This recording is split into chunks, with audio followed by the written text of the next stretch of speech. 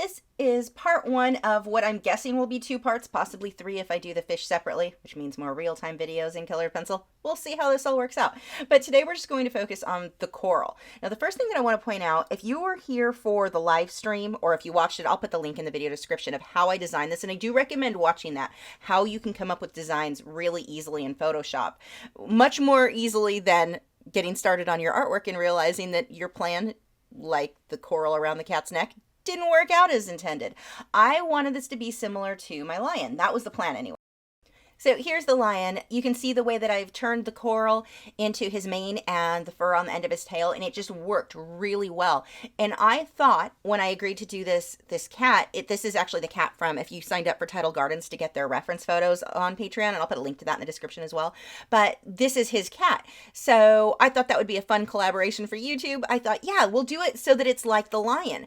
But once I started putting the coral in around the cat's where she's got the fluffiest part of her fur there, it just didn't work at all. And it made her look like a short-haired cat, so it no longer really looked like this cat anymore. And the overall design just, and I didn't know that. I wouldn't have known that if I just started drawing on a sketch pad. It may have looked okay, but when I see all the color together, when I put everything together at like how it was in my head, I was able to see this doesn't work. That's not a good design, the one on the left here. I ended up coming back with fresh eyes the next day and came up with a design on the right. I am in love with this design. I mean, this is one that I may end up making. I'm sure you guys will get prints of this or postcards of this on here on Patreon, but this is one of those like designs that I'm really excited about. I love so much about it. And look at the difference between the two. But again, had I not designed this first in Photoshop, I would have gone straight into the cat with the coral around the neck. That's what I thought in my head was going to look the best, and it just wasn't working.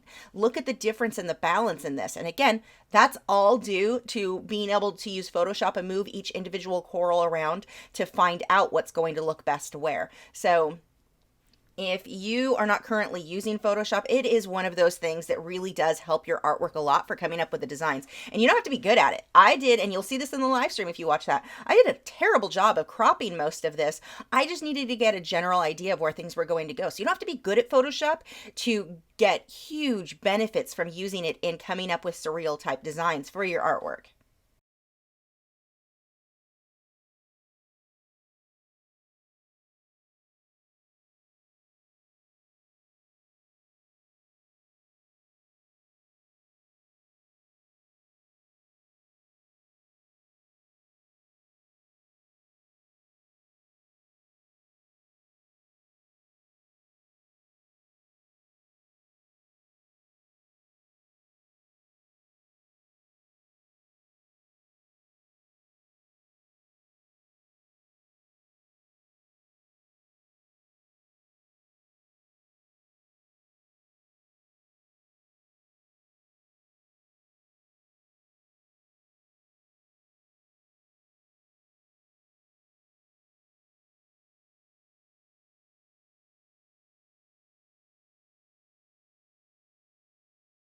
For this one, I am working on Fabriano Artistico Extra White Hot Press 140-pound watercolor paper.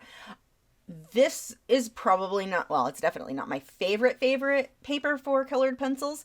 This is the newer batch, but I have to say the more I use it, it's kind of growing on me. It still does warp very badly. As I'm working, you may see the paper in the center. I mean, it kind of came warped. It wasn't perfectly flat, even though it's been stored flat this whole time. It's just, it feels, I don't know, I guess flimsy, more flimsy than it used to. I'm not sure how to word that, but it is growing on me. I'm able to quickly lay down layers. It just feels like it's not taking quite as many layers. I don't necessarily need it. I'm getting the color saturation I want. So I've had to adjust my technique a bit in how I layer when using the newer batch versus the older batch. This one is a 12 by 16 inch. So I wanted to go big enough to be able to get the detail in the coral, but also not so big that it was going to take me a month to finish. This is a custom piece, but it's also more of a gift. I'm not charging, this is for a fan of Tidal Gardens. I'm not charging him, so he doesn't get to choose what size. I chose the size on this one, so I was able to really decide what I thought was going to best be the best size to get this amount of detail, but not be so big, like I said, that it was going to take me months to complete. So these reference photos for all of these corals came from Than at Tidal Gardens. He now has a Patreon page where every day during the week, so 5 times a week, he uploads, I think, 2 reference photos at the $5 level. So I signed up for that. That's a lot of amazing, they're really, really high quality reference photos. They're not like the reference photos of corals that you see on Pixabay and anywhere else, really. I've never seen any this good. So he uses a macro lens, and they're amazing, the detail. So I'm finally able to have photos of corals that are detailed enough that I can work with colored pencil. And that was one of the things. I never really liked doing coral that much with colored pencil before, for 2 reasons. One, it's very hard to get enough good reference photos and the amount of detail that I want to use in colored pencil. 2, trying to get white highlights was always a challenge, but now I use the Touch Up Texture titanium white mixture, so I can pull those whites back out, because I use a lot of dots when I paint coral or fish or anything underwater. And I'm able to really easily do that now with white that I wasn't before. So now I'm absolutely loving coral and colored pencil. I'm sure you'll see me do more of these because you're able to use so many different colors. But anyway, for this coral, I'm starting in with using one of my Caran d'Ache pencils, and I chose this one just because it was a color I liked. I just grabbed one of them, and blocking in where the darker areas are. These are mostly little circles. Now, for the colors that I used on this, I can't tell you what any of them are. Just assume I used pretty much every single color that I own. For Derwent Lightfast, I can tell you I used the violet a lot, but the rest of them, I used so many colors out of my Caran d'Ache and my Luminance, or my Caran d'Ache Luminance and my Polychromos set. So what you want to do when you're looking for which color and you're like, I don't know which one to choose. If you need a pink color, grab a pink. It's not that big of a deal. If you are super worried about which color to choose, you're probably not focusing on the areas of your artwork that you really need to. The things you want to focus on are how dark are your darks, how light are your lights. Get the contrast in there. That's what's going to make your work look realistic, not choosing the exact right color. You can choose the right color and still have something that looks like a flat cartoon. It's all about your contrast or your values. Light's light enough, dark's dark enough. And so here, just loosely blocking this in, nothing is super important at this stage other than just creating my general shapes.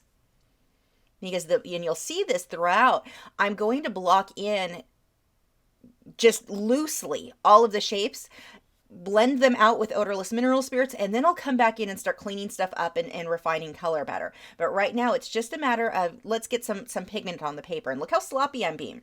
That is one of the things that I'm really liking about the newer Fabriano Artistico. I find that I can be a bit sloppier and still get really good, or it blends out really well. It's almost like it doesn't soak when you use the odorless mineral spirits, or the same with water, though if you're using watercolor pencils, which is why I don't like it for those at all anymore. Or ink tints, that, and it just warps so much when you do add water to it. Really bad for a watercolor paper. But with the colored pencils, it feels almost like when you go over it with the odorless mineral spirits that it doesn't dissolve into the paper quite as much as it used to. And so it just ends up blending really, really nice with not that many layers. So see, very loose, very messy. I am just going to go ahead and fill those in. My pencil's not as sharp as I normally recommend using. I'm just, again, super sloppy. This is just a base layer, so I don't have the white of the paper anymore. Now, you can't always get away with that depending on what you're doing and how many layers you plan to do. If your pencil is not sharp, it's not getting into all the little nooks and crannies of the paper, and so you can end up with a bit more of a grainy, gritty look. Here, with the Fabriano Artistico, I know that this is going to dissolve and just kind of spread out well enough. It's not going to be too big of a deal. But the first layer is a little bit grainy gritty. You'll see this once I blend with the odorless mineral spirits. Once I go on top with the other layers, that really covers that up. And see how I keep working the pencil back and forth multiple directions to make sure that I get that pigment in there as much as possible. So again, adding more pigment, starting to get some of the shadows in here. Now here's the thing with odorless mineral spirits. In order for it to really work, to really blend out, you want a lot of pigment on that paper. Don't get the pigment on there by pushing hard. That's called burnishing, and that is something that I'm going to do on the later layers of my work. But I don't want to do that early on because I'm not going to be able to get additional layers on there. When you burnish, when you push really hard with the paper, you damage the tooth of the paper, which means you're not going to be able, additional layers just won't stick very well. So I don't want to push hard here, but I do want to get, and here it is again, same color, that lavender color, going right back over all of this again. Now you could do this with greens, you could do this with blues. Do not stress yourself out about colors. And this is one of the things that I love so much about coral. There are so many different color combinations. So you can have, let's say, one of the torches. That same coral, the little one, it kind of looks like an anemone in this one. If you're not familiar with coral, the little stringy arm guys, those ones come in lots of different corals, and then you'll randomly years later a diver will find another one in a different coral or color. So you can have a lot of different colors. Plus, depending on the lights that the person has the coral under, that's going to make a big difference on the color. You've got so much freedom with which colors you choose. So like I said, I can take the same coral and decide, you know what, I want it to be blue instead of pink. If that works better for your piece, you can absolutely do it. And unlike certain other mediums or certain other subjects, I should say, not mediums. There's the odorless mineral spirit on a taklon bristled filbert brush. But unlike a lot of other subjects, I mean, let's say you're painting a rose. They don't come blue unless somebody dyes it. So somebody who, let's say it's a rose collector and they want a painting of a rose, they may not really like a dyed blue rose. They may, it may not be their taste, or a violin that you paint pink or, drawing with pink instead of normal wood tones. A violinist may look at that and go, not for me. That's not accurate. Here with corals, you've got a lot more freedom than you do almost any other subject matter to adjust colors to anything you like. So you have a spot, and let's say you're doing a mixed coral reef like this, and you've got a spot where you're like, you know what? Green would look good here. You can completely change from your reference photo to any color, and it'll still, as long as the shape is the same, it'll generally still look like that type of coral, just a different color variety. So with that odorless mineral spirits, you can see it's a little bit grainy. Not bad though on this paper. I let that dry completely, and that's something that I edit out of these so it looks like I'm just going right on top of it after I've blended. I never do, never. I always let it dry for, I'd say, at least 5 minutes. And one of the things that you can do if you don't want to sit there and stare at odorless mineral spirits drying is work on another coral, get the base layer, blend this one out, get the base layer on the next coral out while the first one dries, and you can kind of work back and forth that way. And you're going to see me do that a lot when I get towards the end of this. But these initial corals, I was just kind of working on one clump at a time, and I kept taking a lot of breaks in between letting it dry. So going back over it, this is that Derwent Lightfast again. Those pencils, if you've not tried them, they are amazing. They're listed as an oil-based pencil, but they feel, in practice with working with them, somewhere between an oil and a wax base. Like it blends beautifully, but you can still sharpen to a pretty fine point. I did have the lead break on these more than like polychromos. The lead's not quite as hard as a polychromos pencil. So I still like the polychromos a bit better for tiny, tiny detail. But as far as like blending and layering, these pencils are absolutely wonderful. Definitely my favorites. I mean, if I could only choose one, now we'll see once we get the full set and we'll see what those colors are, but if I could only choose one brand, this one would work for me. I would not be unhappy if this was the only, I mean, I guess I can technically say that about polychromos and luminance as well, but I mean, this is a really good pencil to work with because you do have the ability to blend really, really smoothly like a wax, it has that waxier feel, but also can get those fine details and sharpen to a nice fine point. I find that they're a bit more opaque than the polychromos. And so see how I'm starting to just build up those circles. And I can still vaguely see my pencil lines through this. Not super well, and that's why when I first started for the first layer, why I didn't just take that lavender and put it over everything. The reason that I blocked out those dark areas first is because I knew I was going to lose most of those pencil lines. So now I have something to go by. It's not perfect. It doesn't have to be perfect. And that's another thing with coral.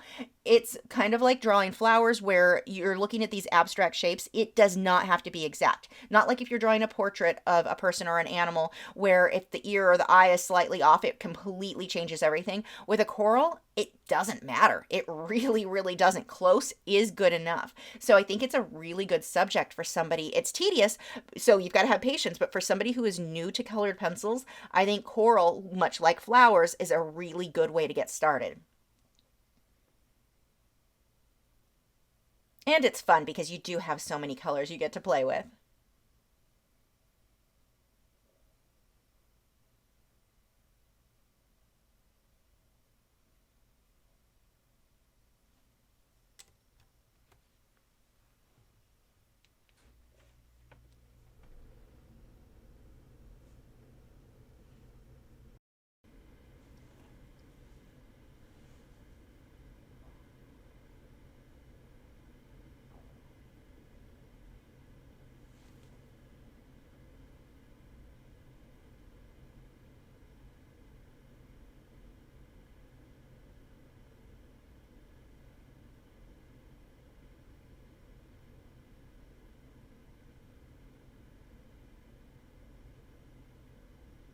And once I get onto the fish, I'll have to be a bit more, I take a lot of artistic liberties with colors on the fish, but as far as the shape, then that's where I'm going to try to be a bit more exact, much, much more so than I need to worry about with the corals.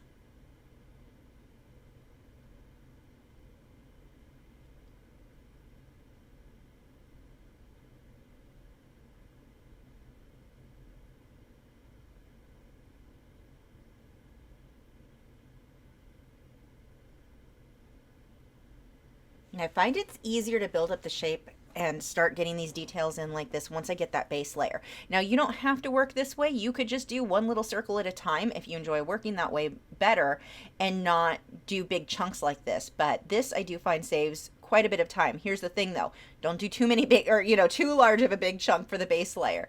So that can definitely get to where it's overwhelming and you're not really focusing on each little section. So usually I give myself about 1 or 2 square inches. This is a little different. I'm just separating it based on coral, but give yourself a little area that you're really focusing on. Don't try to do like sometimes when I'm painting, I'll do block in that same color. Like if I'm getting a base color, I'll just block that in everywhere and then come back through with the detail. Well, if you do that, I find with colored pencil especially, it gets a lot more overwhelming. So I like to just break that up, going over that with the odorless mineral spirits. Now, big tip when you're using odorless mineral spirits, the first layer of blending out, I will use a lot more OMS on the brush than my second, third, fourth layer. As I go on, each additional time of blending out with odorless mineral spirits like this, I use less and less on the brush because what starts to happen is once you get a lot of pigment on the paper, and especially I'm finding with the Fabriano Artistico because of the way it kind of sets on top, you'll start to lift and smudge remove color instead of blending it out. So I will get to where there's almost nothing on that brush towards those final layers.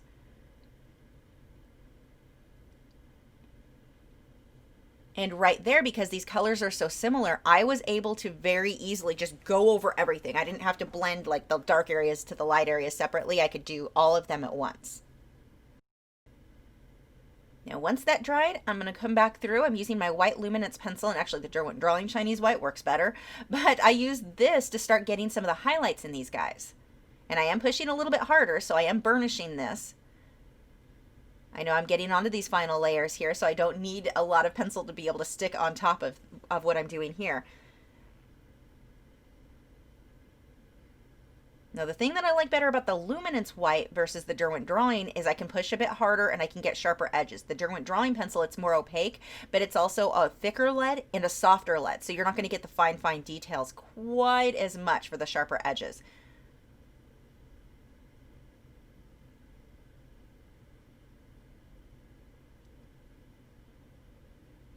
So if you're using one and finding it's not, if you're using the luminance, you're finding that it's not coming out opaque enough, switch over to the Derwent Drawing. But if you're using Derwent Drawing and you're having a hard time getting sharp edges, switch back to your luminance.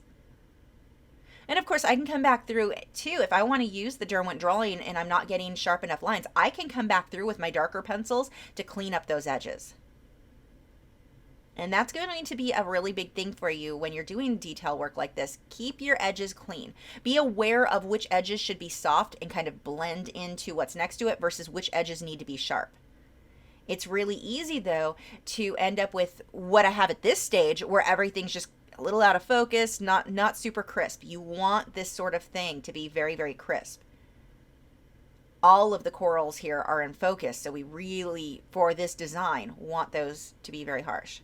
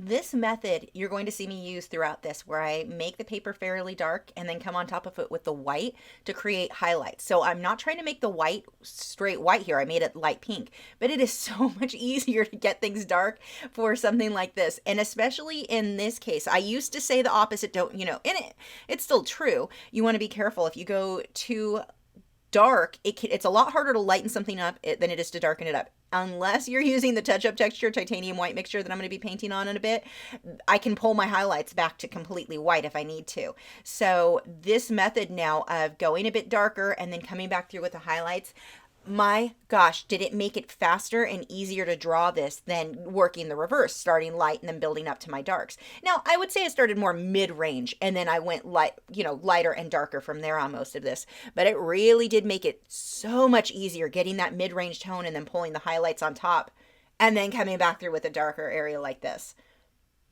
And when you're working, there's no one right or wrong way to work. You're going to find out which method works best for you. Experiment with things.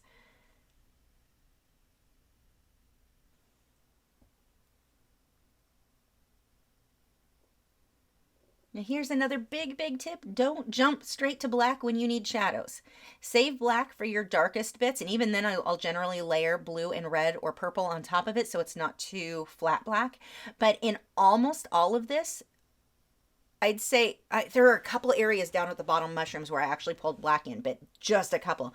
The entire rest of this piece, all of the shadows are being done with purples and violets.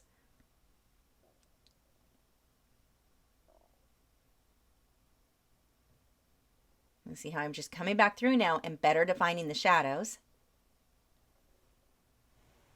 And I'm getting to that stage where I'm starting to push a bit harder because I don't necessarily need to blend them with odorless mineral spirits. And that's another thing. Don't feel like you need to blend every single stage with odorless mineral spirits. Once I've got it laid on there, I do start to burnish, and that does not need to be blended out in most cases. If something looks good how it is, that's fine. Don't feel like every single thing needs to be blended.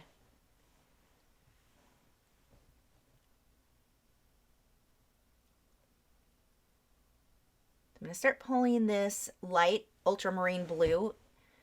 Just get some of these shadows and highlights in there. I don't know if you'd call them shadows or highlights. We'll call them accents. I think that's a better word.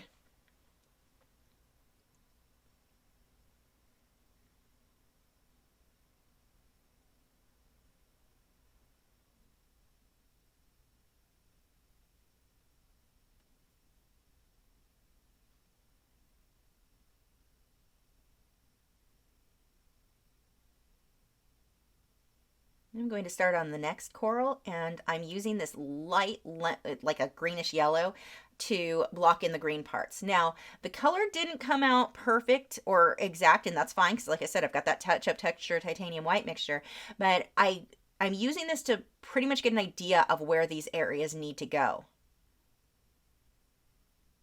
I'm going to adjust this. What I'll do is come back through with white to clean everything up and then go back over it with green, and it really ended up brightening it up. So I'm going to block out the center portion of the coral. Just taking a pink color. You can see I'll come back through this with purples and magentas and all sorts of different colors, but I can be fairly messy. Let's just block that in.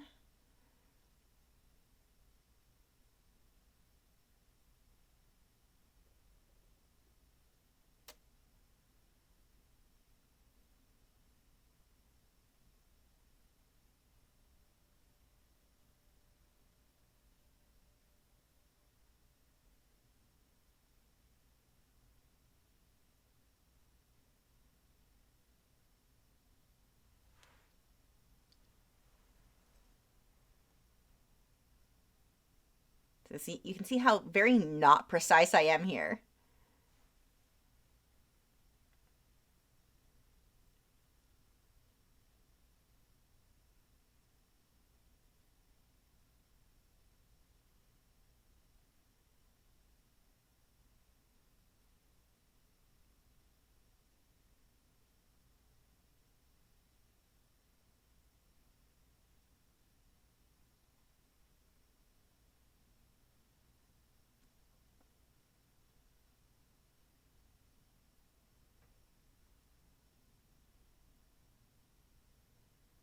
These lines are not exact to the reference photo, but they are close. They're in the right location. They're just not, I didn't sit there and go, okay, 15 dots going this way and 4 the other way. I just kind of, close is good enough. Make it easy on yourself. Those are the 3 corals below. Those aren't even the ones I'm working on right now, but I went ahead and darkened them up, put a little bit of that blue on top of it, or purple, so that I could separate those from the ones I'm actually working on. I got a little crazy with that pink and started adding it where it didn't belong.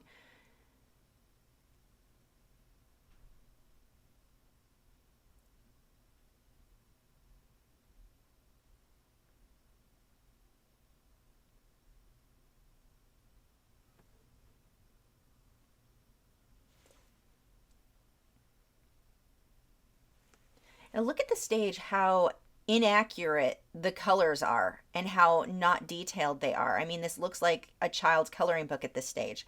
That's totally fine. This can all be corrected in other layers. Don't stress yourself out thinking these first layers need to be perfect. You just don't want to call them finished there. That's one of the biggest mistake, especially new artists make, is that they call their work finished too soon. It's not that their work is bad, it's just not finished yet.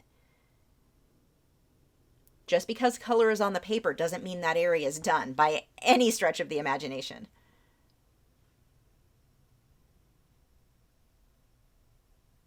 Doing a little squiggles in here, right in between the green.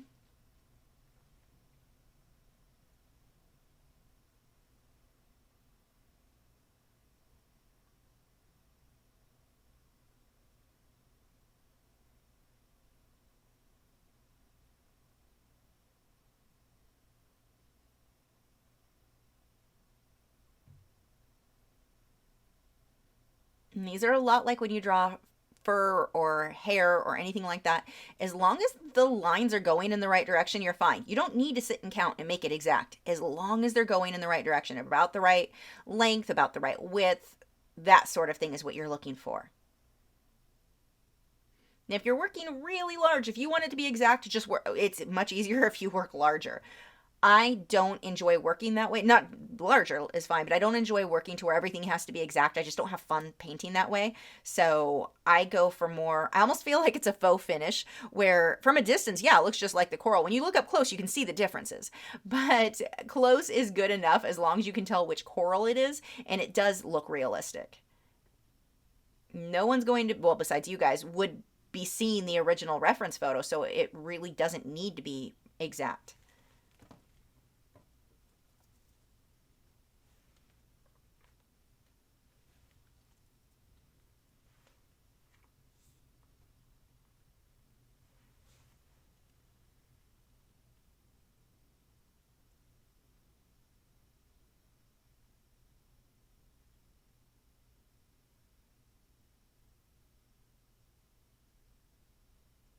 And so I'm pushing a little bit harder with that pencil when I do those lines, and then I use a lot less pressure as I'm filling them in so I can still see those darker lines that I blocked in.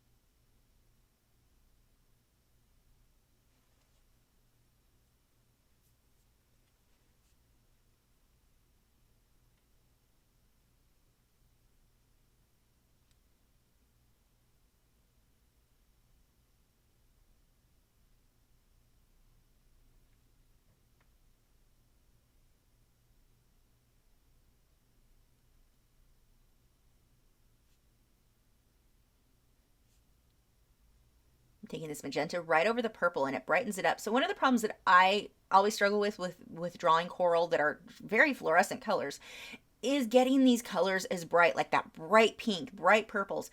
They can be a bit of a challenge to get quite right. They've always been for me. I tend to go a little bit more muted because the colors that are light fast aren't typically going to be fluorescents, but that's what the corals use. And so I'm finding ways to blend and layer the colors to get them closer to the brightness that I'm going for. And a lot of times it'll be magenta. If I mix orange on top of it or under the magenta, that'll just make that color glow. And then the other one I'm finding are pinks. If you add blues to them, it makes the pinks appear brighter, or even layering it on top of it, I can get a tone that's a little bit more, it feels like a brighter pink, even though by adding blue, I'm technically making it darker. It feels more vivid.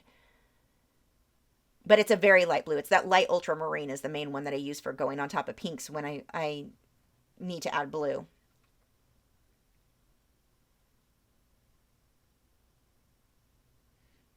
And again, as long as your colors or your values are correct, the color's not that big of a deal. Dark's dark enough, light's light enough. That is what you want to focus on. Much, much more important. And the funny thing is, most of these corals, if you see them in the ocean, they don't look this bright. The lights that we use on them in aquariums make them look very, very different than what you're typically going to see in the ocean. So you can actually go with very, very muted tones and have it look more realistic. But most people who want to buy coral pieces, they really like the bright colors. So keep that in mind.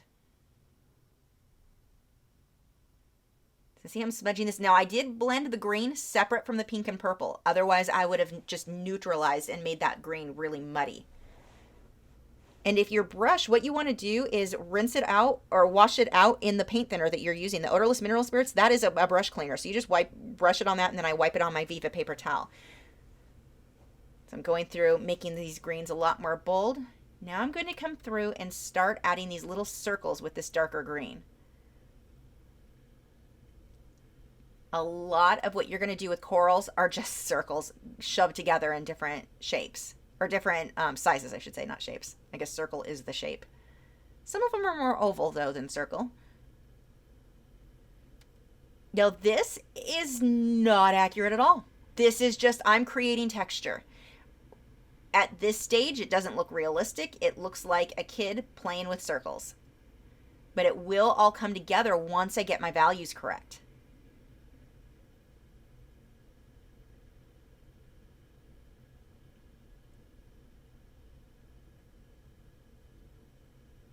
And I just chose a green that was dark enough compared to the light green that it'll show up. And I'm using these circles, I'll build them up so that the circles don't look like I've outlined everything with circles. It does when you look at it really closely. But from a distance, it looks like these are the shadows. Oh good, I'm teaching you guys how to be lazy. Whatever, it works. Now these go in rows. Watch that on your reference photo. They're built up in these sort of rows.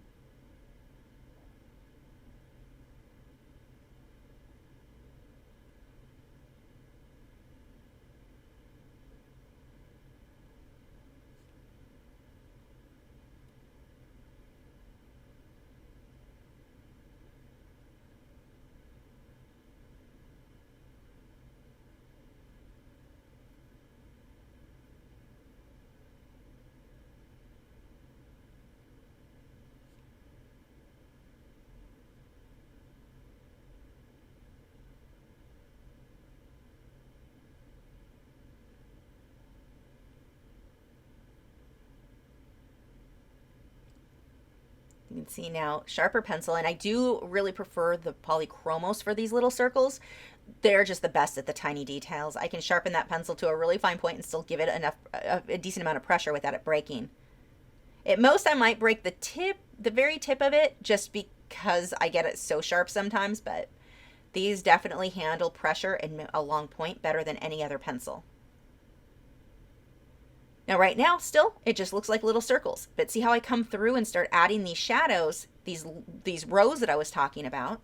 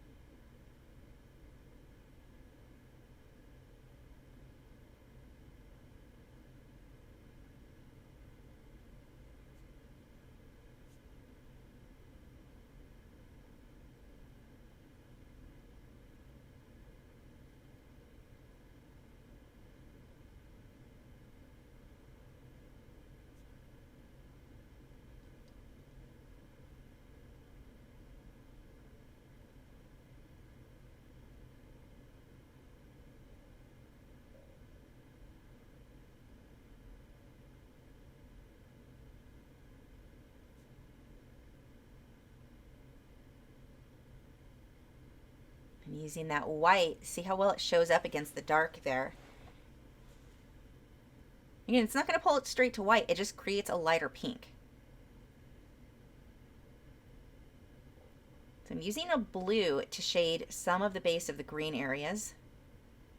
Of course, coming back through and adding more where I missed, and I'm pushing pretty hard there so it really shows up. And that's the luminance, so it's going to be more opaque than the polychromos. If I took the polychromos green in that same shade, it's really not going to show up that well on top of the darker colors. So that's one of the cases why I would choose one pencil over the other. I needed something that was going to be more opaque, and so that's going to be my wax-based luminance.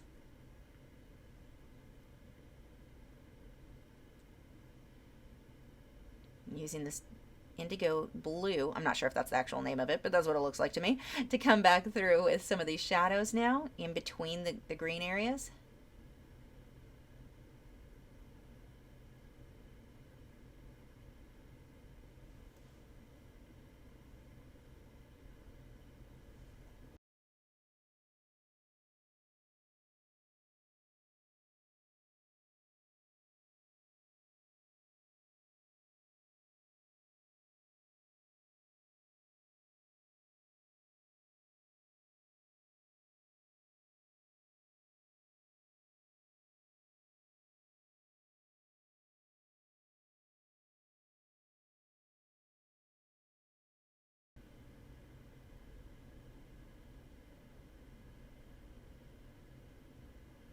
Now I can come through with the white, get some medium highlights, and again, I'll come back through with a more bold white later, but right now this just gives me a little bit of highlighting here with that white luminance.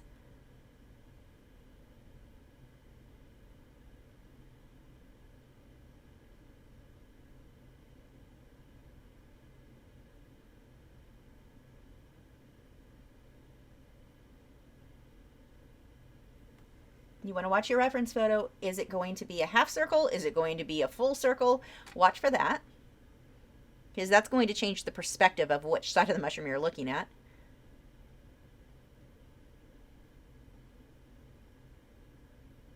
Actually, that's not a mushroom. It looks similar to a Recordia mushroom. It's not. That's not what that is.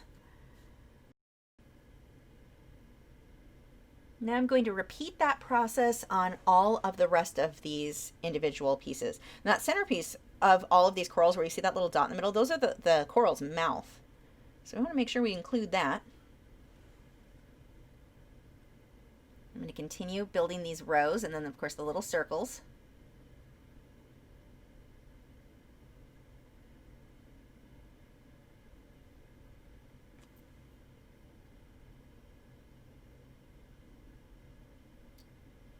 The big thing you can ask yourself when you hit that point and you're like, I don't know what to do next, look at your reference photo.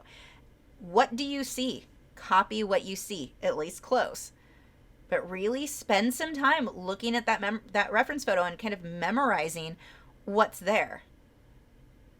Start paying attention to the details. And when you first start with painting and drawing, you are not going to be noticing today the things that you will notice in 6 months or a year, 2 years, 3 years. You're going to start noticing more and more. The more you draw, the more you notice. And being able to notice detail is what's going to make it so that you can get the detail. It's so easy. I mean, there have been so many times I was working with a student and they're like, I'll come over to their artwork and help them. Okay, you missed this. Let's get this area in. And they'll say, I don't know how you even saw that. How did you notice that? I didn't 10 years earlier. It takes time. The more you draw, the more you paint, the more you're going to start to notice the things that you did not previously notice. So it's not something, don't feel like, well, I can't do things that are realistic because I don't even notice that kind of detail. I don't see what you're seeing. You will, but you have to paint and draw more to get to that stage. That doesn't happen from reading books. It doesn't happen from watching videos. It doesn't happen from any of those things. I mean, videos I think can help because someone may be able to point out something you didn't notice. But for the most part, you're going to start noticing that. And you'll get to the point where you notice, like you'll be looking at a park bench and suddenly you'll notice the wood and the grain, the wood and the grain. That's not how that goes. The grain and the wood in a way that you had not previously seen that kind of detail. You start to perceive what's around you differently. You notice things. But that comes from practice, from actually getting over to your easel and doing the artwork. And yeah, in the beginning, your work is not going to be super amazing because you're probably not going to notice that level of detail. You will, though. Don't give up. Keep painting, keep drawing, and keep asking yourself. I think that's such a big deal. Continuously ask yourself where that detail is. What is it that you're looking at? What are you noticing? Being aware that there is detail you're not seeing right now is a big deal because you start to look for it. You know you're not noticing it. So when you start to look for it, it's going to start popping out at you. That you've got to paint and draw more to get to that stage.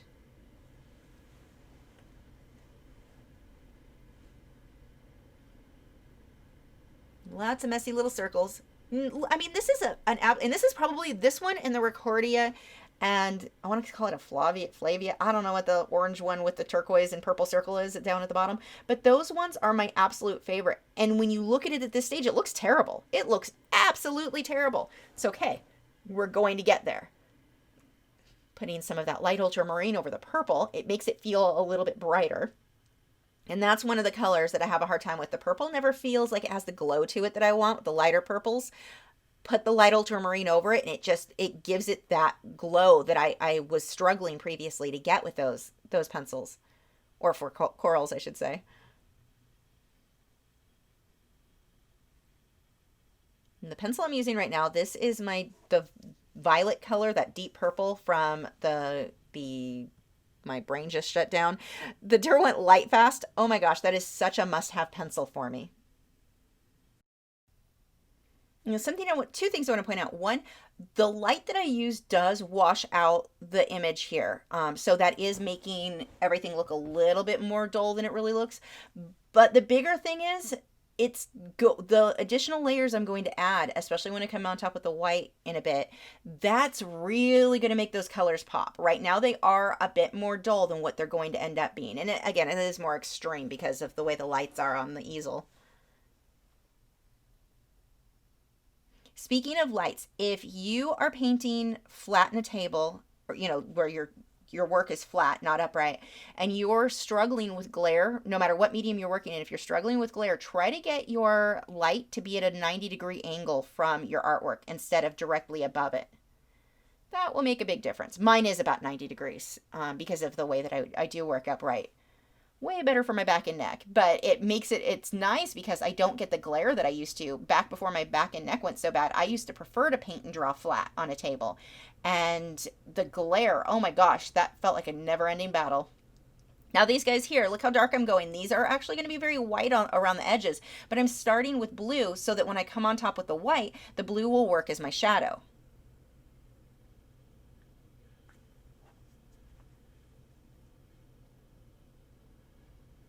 You can really see my pencils are not that sharp, which is something that I've always told you guys. Keep those pencils sharper. Sharper. I can't talk. But on this paper, that is one of the things that I am liking with the newer Fabriano, is that how sloppy and lazy and messy I can be, and it still blends out pretty well. The trick is just get a lot of pencil on that paper before I blend out, even if my brush strokes aren't the perfect little ovals and circles that I typically recommend going with. And coming back on, I've got this lavender. I keep calling it lavender. It's actually, I've got two that I'm using. The one that I use from Derwent Lightfast, that's a very similar kind of a grayish lavender, is called Heather. Not sure on the luminance pencil, but it's a sort of grayish lavender color. I'm going to let the oranges smudge right in with the lavender color there. I just needed that to be kind of a dark, muddy color. But see, look how dark I went, so that when I come on top with my highlights, they'll really show up.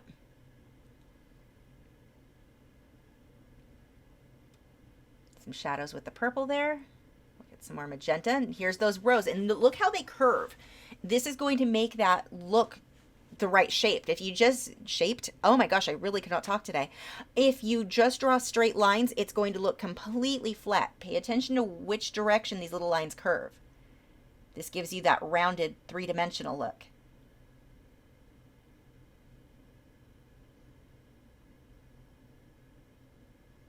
Now these photos, if you are using the reference photos from Tidal Gardens, look up on some of these. There's the Derwent Drawing Chinese White. Look how well that shows up.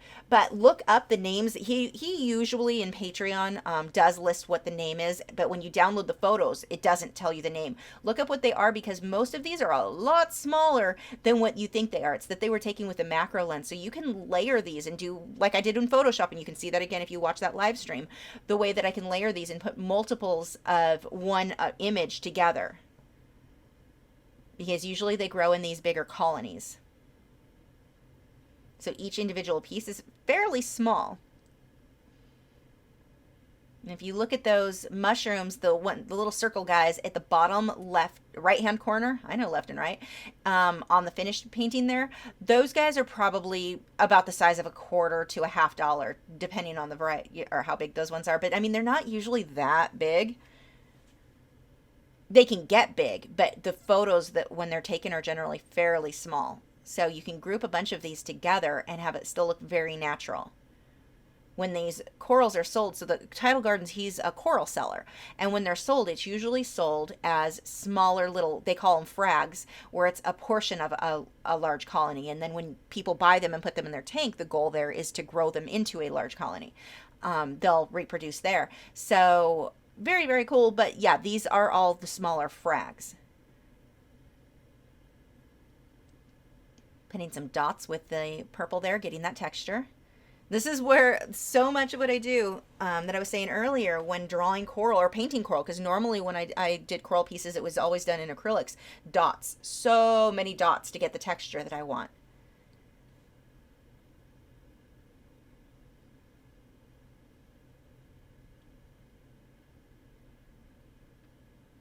Gonna darken up those edges again where the white is, so when I come on top with white, it'll really show up. And I'm going to leave that alone. I need to get the torches in. And these are the guys that look like they have little noodle arms.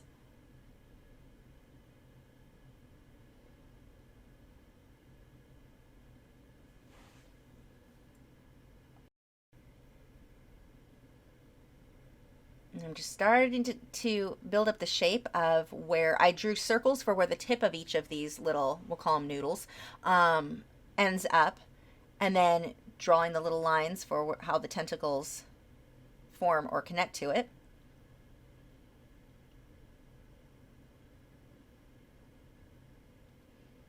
Now in real life, you're not going to have all of these corals touching each other. They will sting each other. They don't like to touch their buddies. They like their own kind. So it's not supernatural as far as that goes. You would not have them overlapping and touching quite like this. But as artists, we get to have a bit of, the artistic license. That's the word I'm looking for.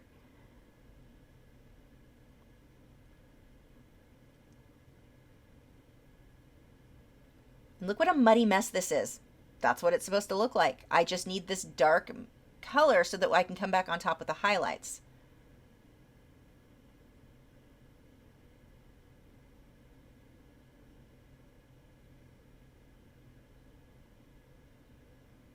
I'm going to blend that with odorless mineral spirits.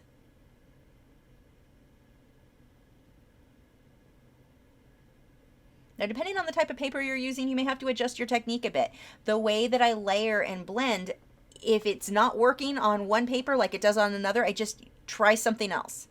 You'll always have to make minor adjustments as you're working. It'll get to the point where you don't even think about it. You just adjust to make it do what you want it to do, so you can manipulate the pencil and the paper into doing what your brain is wanting. So don't think, though, when you switch from one to another, don't feel like that paper is necessarily a bad paper. Like if you try to do the same technique that I'm using here on Stonehenge, you're going to get very different results. Stonehenge soaks into it more, so especially with the odorless mineral spirits. So it's going to be a bit different, and you have to adjust your technique. That's not to say that Stonehenge may not be the most amazing paper for you. It's just that you're going to have to adjust those techniques a bit. Or maybe you'll absolutely hate the paper because it won't do what this paper can or another paper can. But just keep that in mind when you switch from one to another. You may have to make some adjustments on your technique. Just lining in the little noodles here. Somebody who actually knows what these corals are is probably cringing every time I say that. And these are torches. It's a type of Ophelia coral. So not an anemone, even though it kind of looks like it. Although the clownfish will sometimes play in this type. Random facts there.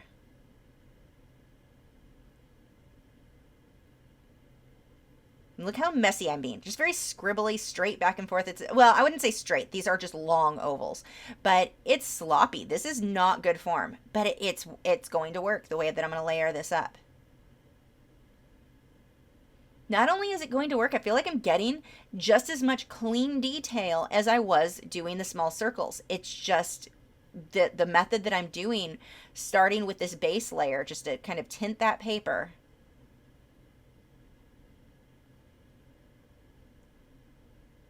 I'm going to take that peach color or coral color, go right over these guys too, where I need it to be dark. Those blue ones, I really needed this muddy base.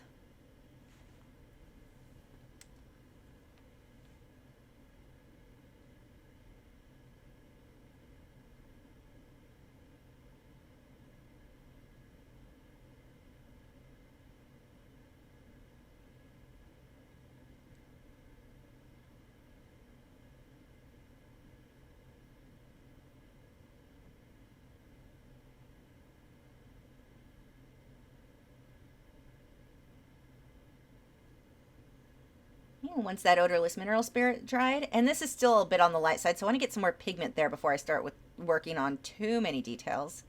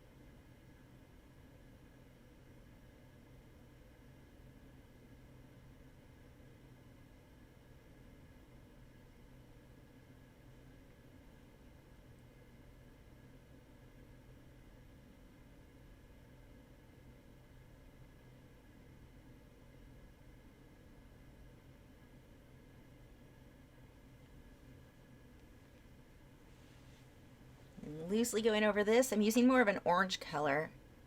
Kind of pinkish orange, I don't know. Those aren't technical terms.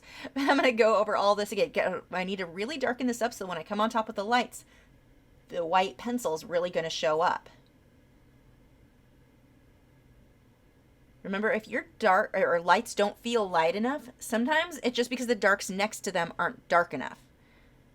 Those two things have to balance each other out.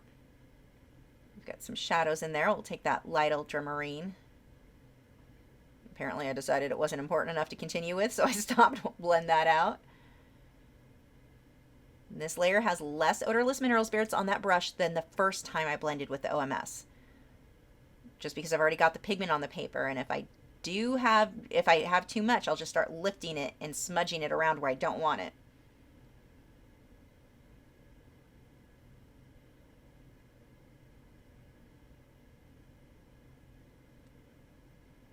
I'm going to come through with some of these shadows using a purple violet type color.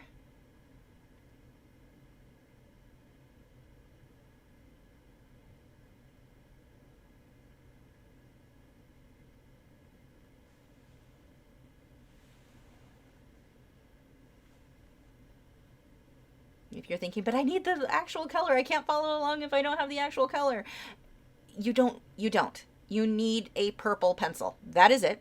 Pick a purple pencil. You're fine. I mean, you may not even have the same pencils. You could be using Prismacolors and still make it look exactly the same. So don't get hung up on those colors. The colors are not what's going to make your work. It's not going to make or break your work.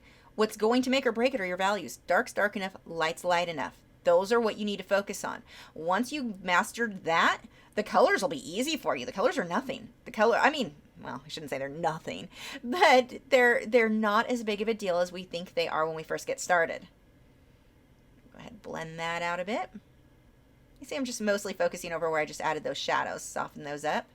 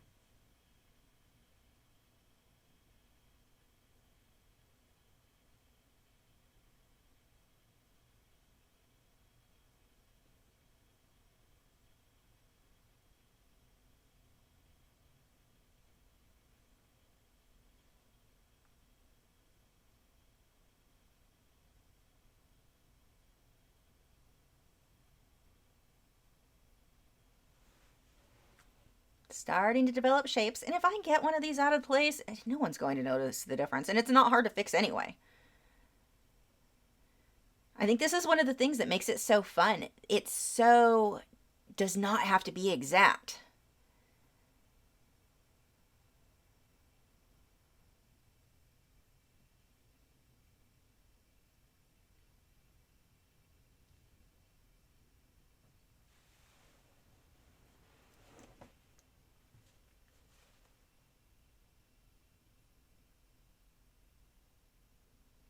Now at these stages I'm still, or at this stage I should say, on this coral, I'm still using a fairly light hand. I'm not pushing real hard. I will when I get towards the end layers.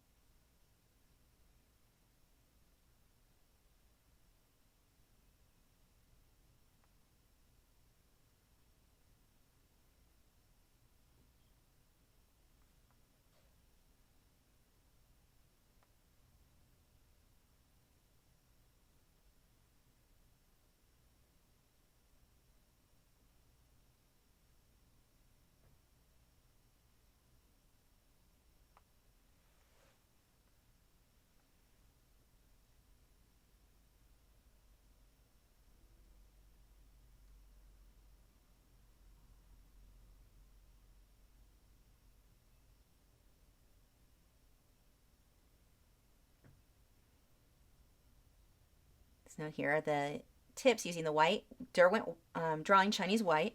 Another one of my must-have pencils. Actually, the whole Derwent drawing set is really, really good, but they tend to be more muted. But that white pencil, I cannot live without that one. I think they call that a first world problem.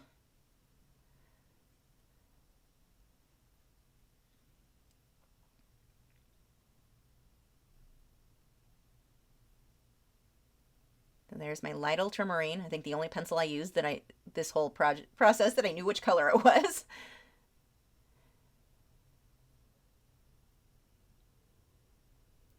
Now I'm, again, sharpening that up. And see how you can look at it at this stage, and this is what I see all the time. Beginners, stop here.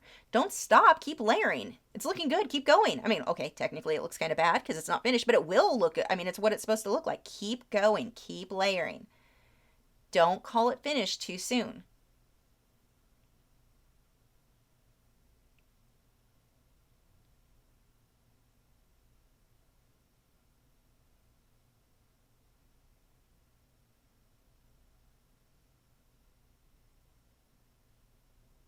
Pulling some pink. I pretty much put every color available into this one coral.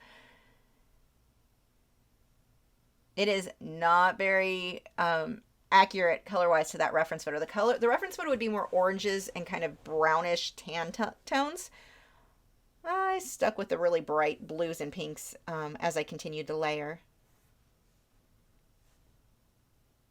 Here's a darker blue for some of the shadows in between.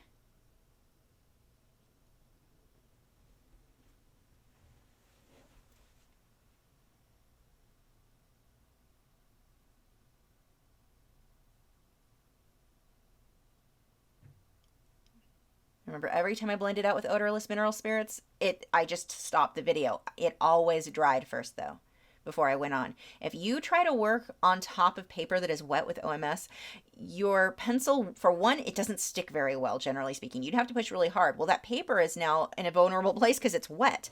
You don't want to damage the paper. I mean, throughout working with odorless mineral spirit, or not odorless mineral spirits, but throughout working with colored pencil, one of the things we're constantly trying to do is maintain the integrity of the paper. When you get that paper wet, it is vulnerable. You don't want to take a hard pencil on top of it at that point. You don't want to take an eraser on top. You could burn right through the paper if you're not careful. Let it dry all the way before you go on top. And like I said, the pencil doesn't stick that well anyway when the paper is wet.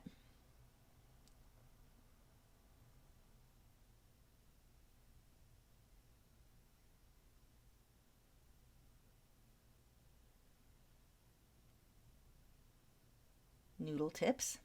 Just going through, putting circles where all the ends of these little tentacles are.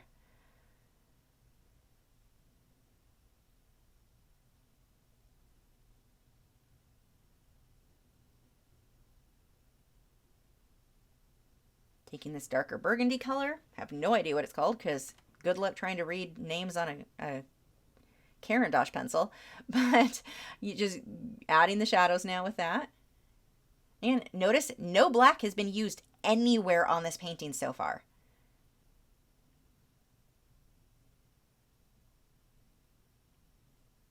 Actually, no black was used for any of these corals, even towards the end. So if you look at the finished piece, you're like, wow, but that area is really dark. It wasn't achieved with black.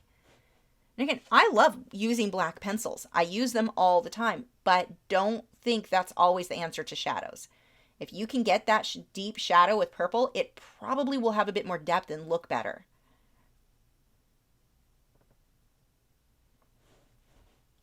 If I start using black, what's going to happen? It's going to blend in with the color that I have, and I'm going to end up with a lot of a grayish tone because I am using so much white. Those will end up blending together, and I'm going to have that grayish tone. And one of the things, like I mentioned earlier, that I kind of fight with drawing colored coral with colored pencil is getting my colors to be fluorescent enough. I start throwing black in there, and I am just fighting again, or shooting myself in the foot, I think is how that phrase goes. I'm making it harder on myself because it's going to gray up when like this blending I did right here. If I had used black to blend any of this, I just grayed everything up. By keeping black out of it as much as possible, I'm able to keep these colors more bold and vivid as I start blending. I just used the black for the darkest portions at the bottom after I was done blending everything on those bottom mushrooms.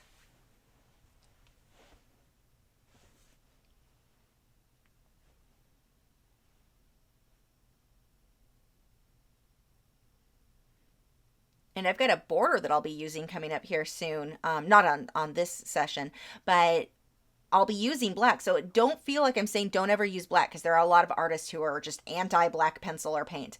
It's a dead color. It's a flat color. Well, yeah, but add colors on top, you're fine. But here, I'm going to use the black, just not on the coral, because I did want to keep these as bright as I possibly could. I did not want to dull these at all.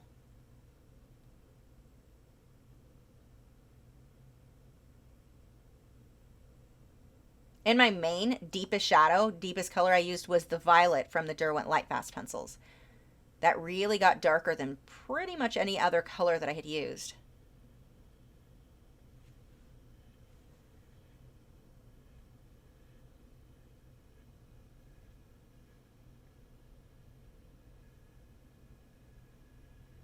Here's the orange. This is what I was talking about before. When you throw that orange in, when you're using magenta and pink colors, you get this glow.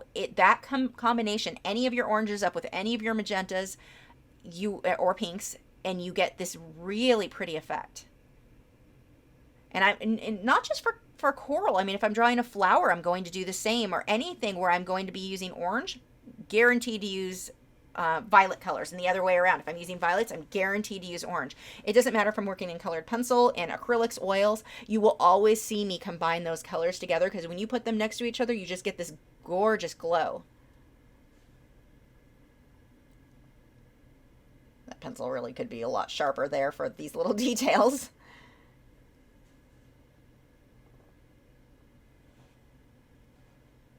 Let's see how I'm starting to now get the deeper shadows in by using this deeper violet pencil. And don't go crazy with it. I don't want to go through and outline everything with this dark purple. Now I've got a cartoon. I'm building up those shadows, letting them fade from the really dark to the much lighter colors.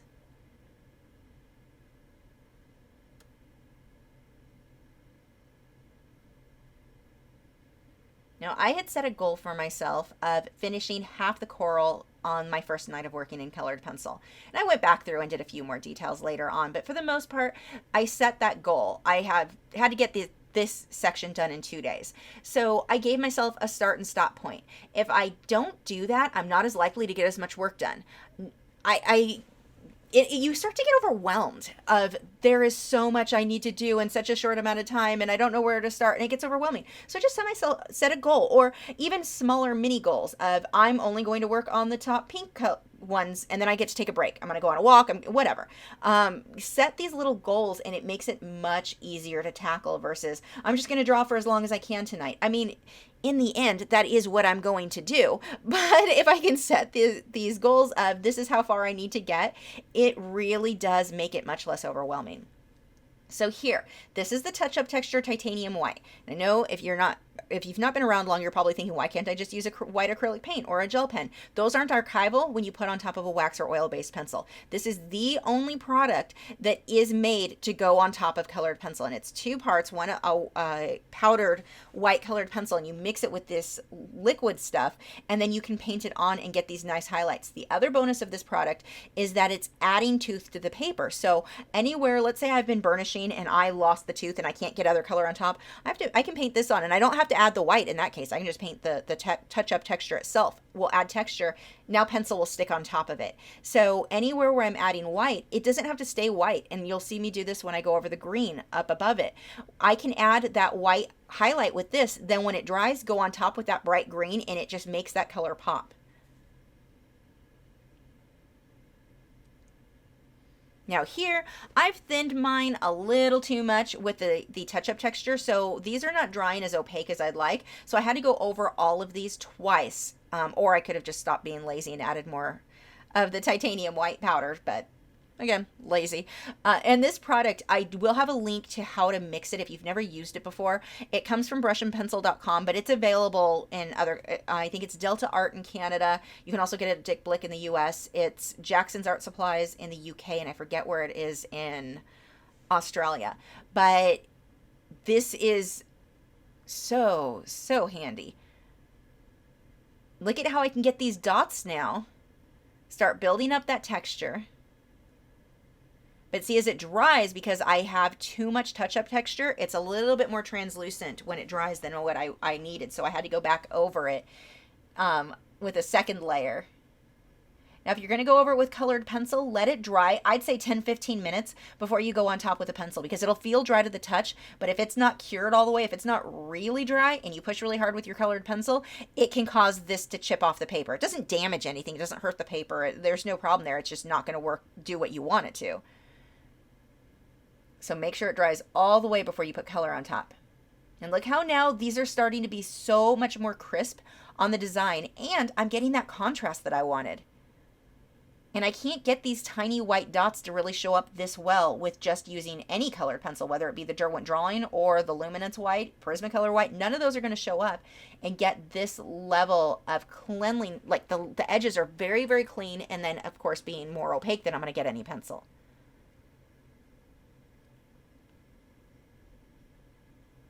It makes it so easy to get this texture.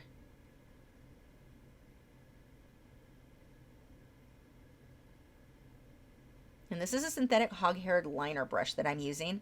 I get these ones from Hobby Lobby. It's their Masters or Masters Touch. I think, is it Masters Touch? Something like that. It's their generic brand. I don't like generic art supplies, except for paintbrushes. I really like generic paintbrushes. And these are my favorites. I also really like, as far as painting in general goes, I really like the Simply Simmons brushes as well.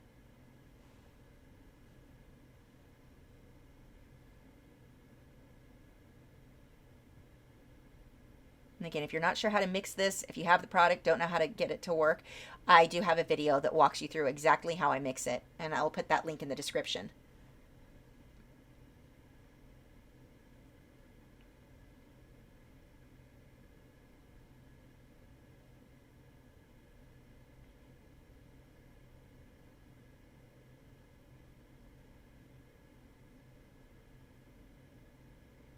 See how I'm going back over because it dried. See how it's not white where it dried because I had way too much of the liquid and not enough of the white powder, the white colored pencil powder mixed into it.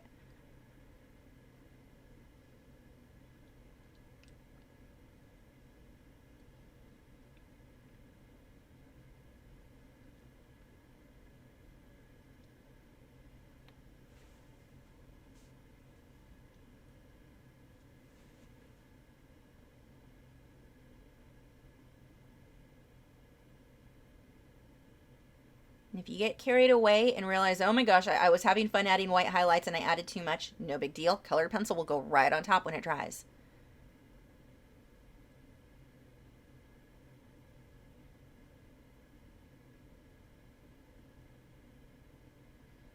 The other thing you want to watch is try to get variation in your work. I don't want every highlight to be as bright as the highlight next to it. Look at the variation on some of those that I did with the green. Oh, look at me working off camera. And that's how you know it's my video. But look at the variation in green, how some of those highlights are way brighter and then it fades into a darker green. You want that. You don't want everything too uniform or it won't look realistic. Same if you're drawing plants, trees, bushes, anything like that. Variation's a big deal. Don't make one brush stroke or pencil stroke and think, wow, this looks great. I'm just going to repeat this over and over and over again. It no longer will look great. You want that natural feel, so you need variation. Variation in the size of the dots, variation in how light or dark they are.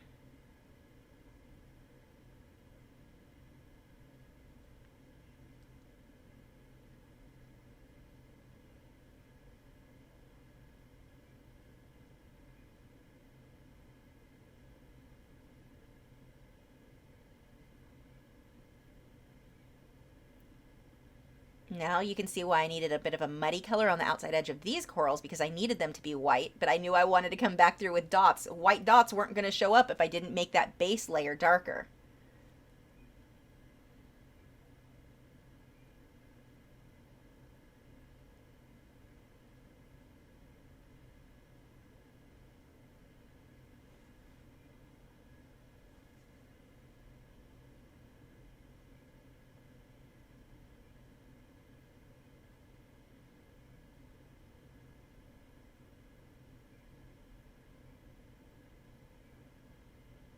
And look how the ends of my noodles here just pop so much, pulling these really bright white highlights on top. So I'm going to let that dry and I'm going to start these guys. And these are fun. These little zoas, these come in every color you could possibly imagine. So if you have a photo that you like, but you're like, I really need something with green edges and a blue inside, there you go. Use this shape. They come in every color.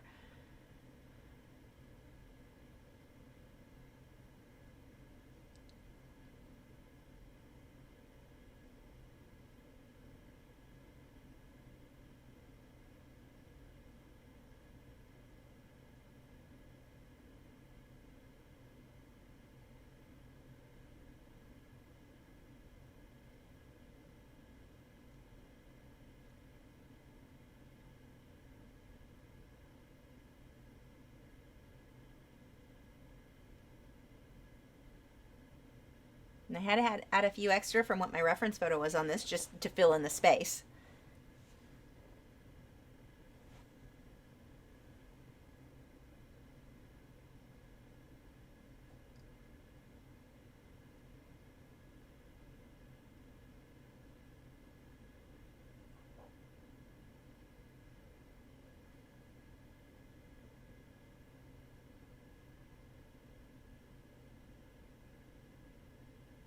Still being pretty sloppy how I fill this in. I love being sloppy. Really, I just like to save time, and in a case like this, I had to get so much done in just 2 days. It made it much easier to not have to be super clean with things.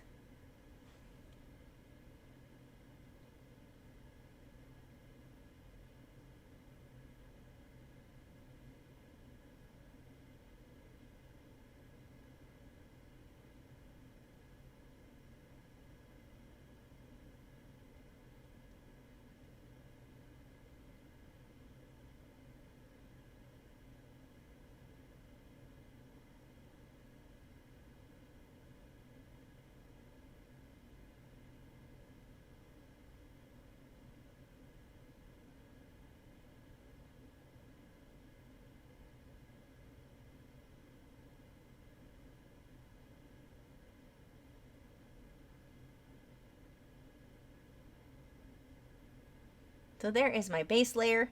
Pretty bright. The pink and orange, even though they're not super overlapping, they still make each other look more bold just being next to each other.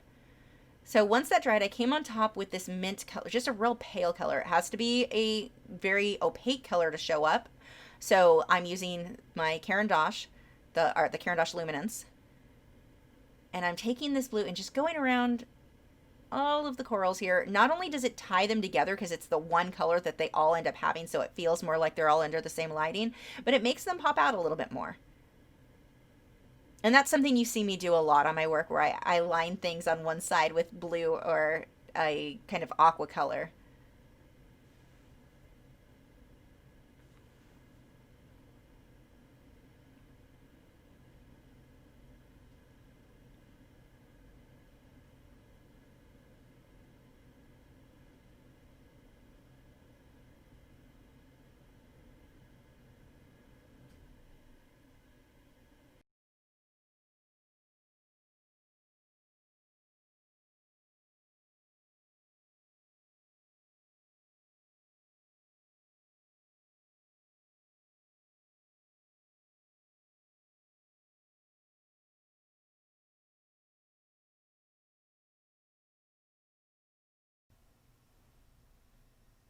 And this is all really a repeat of everything. It's just a variation of color. But I'm using the same techniques that I used on the other portions, where get your base layer, go darker on the base layer than you want the end coral to look so that your whites will show up on top of it. Now the white polychromos, I actually used a little bit on here where I want to just make a color slightly lighter, but not as bold as the oil-based, or sorry, that is oil-based, the wax-based white pencils.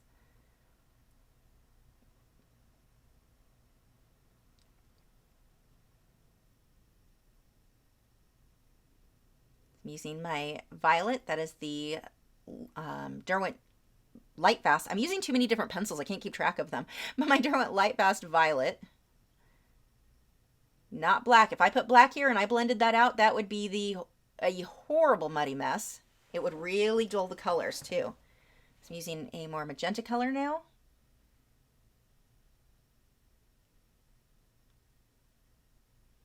Getting the little tentacles on the side of the polyps. These aren't even close to being exact. They just need to go the right direction, be about the right size and shape. That's it.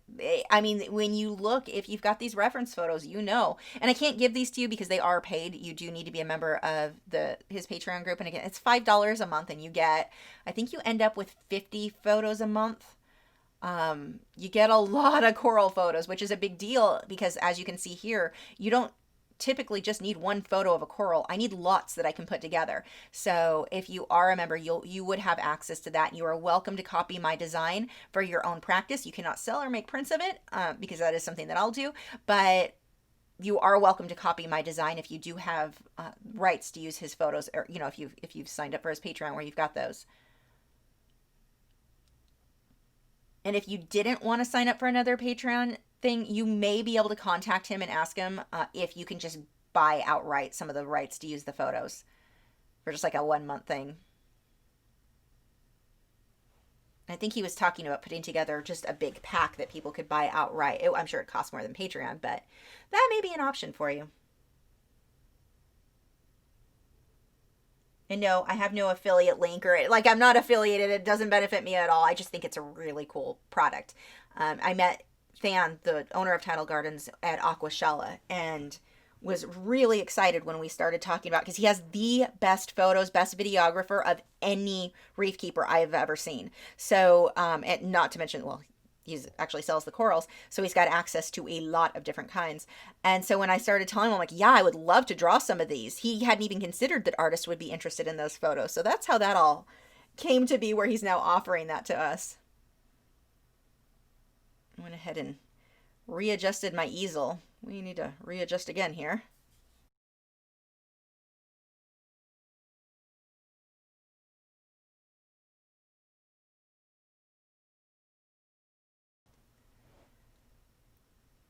So for these next corals, I'm going to do the same thing. This was day 2. And I decided that given what I experienced on the first batch of corals, it would just be easier. Let's just block in colors. I was limited on time. I really wanted to finish it the second night so I could have this video for you guys. So I had to figure out what is the fastest way to get the same quality. That's the important thing. I'm always looking for a way to create something faster, but I don't want to lessen the quality of the work that I'm producing. So I decided to just go ahead and start blocking in these colors. I was actually missing a huge chunk there of that torch. So throw that in there.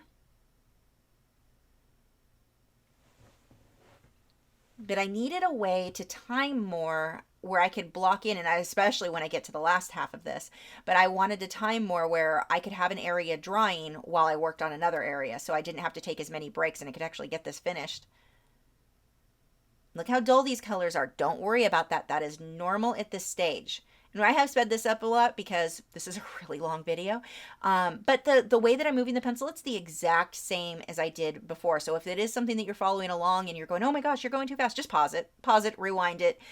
It's just, you just want to be able to see the way that I'm layering it. But the pencil is being held and moved exactly like it was on the first part of the video. This is all a rinse and repeat, just different colors.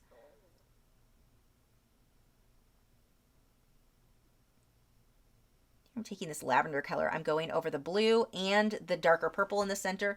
Like I said, I want a lot of pigment on the paper. The more pigment on the paper, the better the odorless mineral spirits is going to look when I blend it out. See how it started to get a little grainy gritty at that outer edge next to the tape? Didn't have enough pigment there. If I have more pigment, it's not going to look like that. If you blend and you're like, it looks worse, it made the color fade, it's because you didn't have enough pigment. That, in your first time blending out with odorless mineral spirits, that's normal to look more faded. But you want to put more layers on top. But the bigger thing is, usually the biggest complaint people have when they're not they don't like the results they're getting, they just didn't have enough pigment from the pencil on the paper in the first place. And if you don't, you didn't ruin anything. Let it dry, put another layer until it looks how you want it to.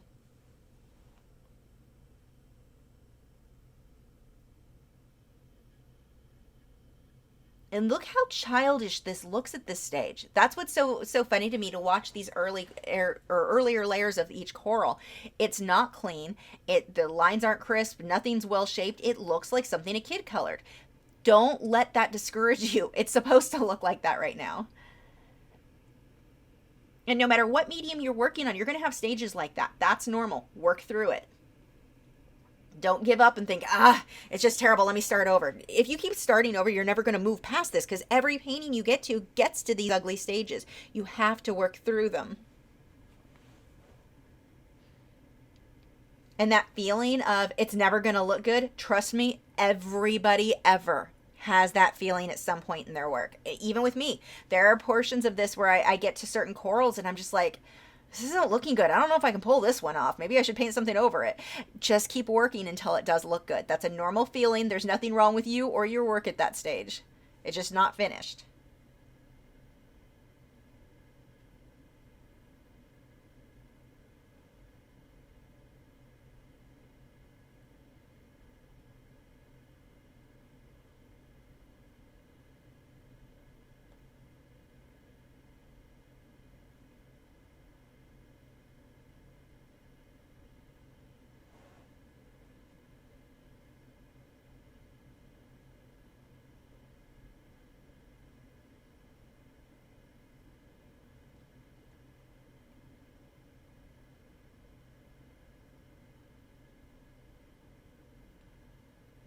I'm going to let that dry. And so I'm going to go ahead and block in the next coral. And I went ahead and put the purple and blue on the other coral below it because I had those pencils out. May as well go ahead and block that in at the same time. Oh, good. Working off camera again.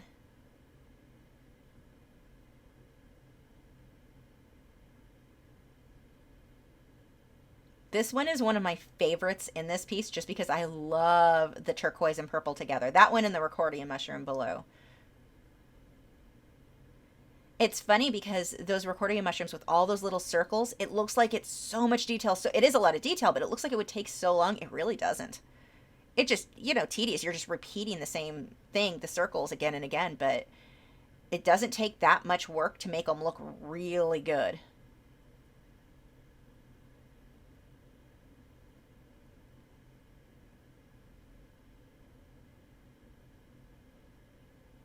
And look at how dull my pencil is here. Doesn't really matter on this paper. If I was working on Stonehenge, I need a sharper pencil. Even with blending with OMS, I need a sharper pencil. Stonehenge is an example of one that really doesn't, yeah, need a sharper pencil.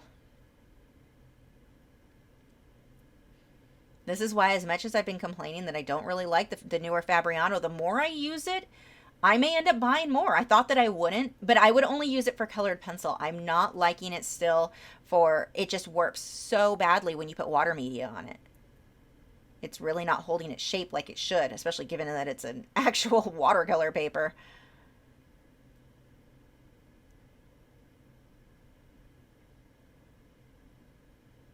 I still think that I like Arches better, just because all around it handles water media better, and then of course it's fine for colored pencil. But Arches is very expensive, so it may be, if you're just using it for colored pencil, still worth getting the Fabriano Artistico Extra White Hot Press 140-pound watercolor paper. And then because it does have a little bit of a warp, you can't see it in the other photo, but this paper does, like, even when I taped it down flat, it was just a little bit warped, which doesn't make any sense for a brand new paper. But that one, when I send it to Than, who is getting this one, I'm going to go ahead and mount it for him and then put a heavy backing on it so that it's doesn't look warped when he gets it. It'll look fine once it's matted, but I still don't like that it does that. So we're going to go ahead and blend these out. I have my general shapes. And again, look at it. It looks like something a kid did. It doesn't look like the rest of the coral or what it's going to look like. Don't let these early stages scare you. Now, I do want to try to keep the Sea Dragon clean as much as possible, but if I smudge a little bit of colored pencil over him where he doesn't belong, it's not a big deal. I've got my touch-up texture titanium white. Pretty much can fix any mistake I make besides putting a hole through the paper. That stuff really did make working in colored pencils so much less stressful. Because before, you had to continuously, like, if you wanted something to stay white, you needed the white of the paper to stay white. You had to protect the white of the paper. I don't have to do that anymore. So now I'm going to start blocking in the little tentacles on the outside edge of each of these, I don't know, I don't know if you'd call these guys polyps, I guess.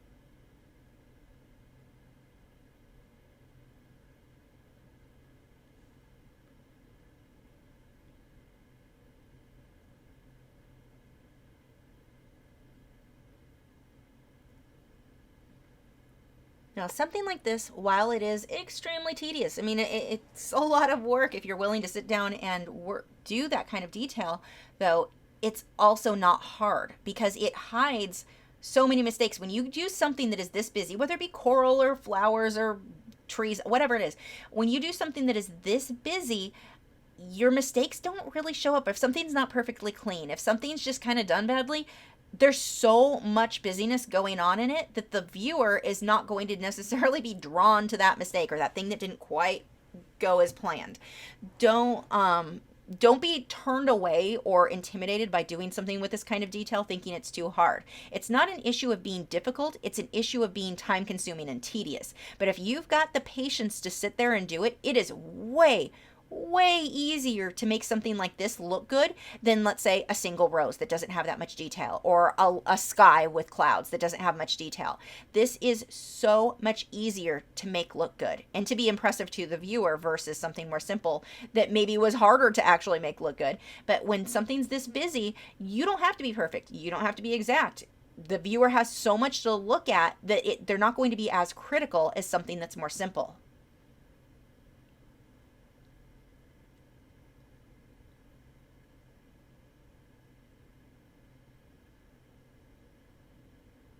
See, I just keep building up these details. And it still looks terrible. That is a weird looking pinwheel.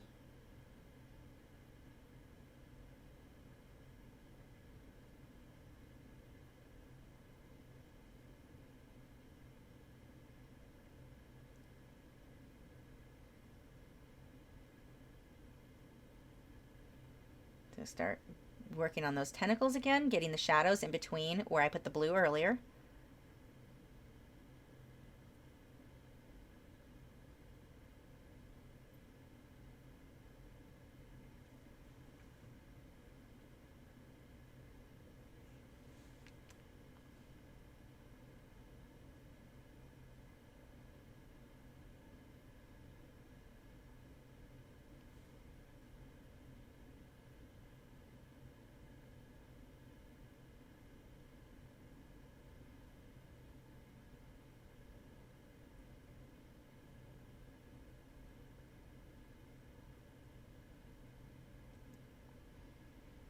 See, I lose some of the detail when I smudge out over everything like that, but that's fine. This was just building up those base layers.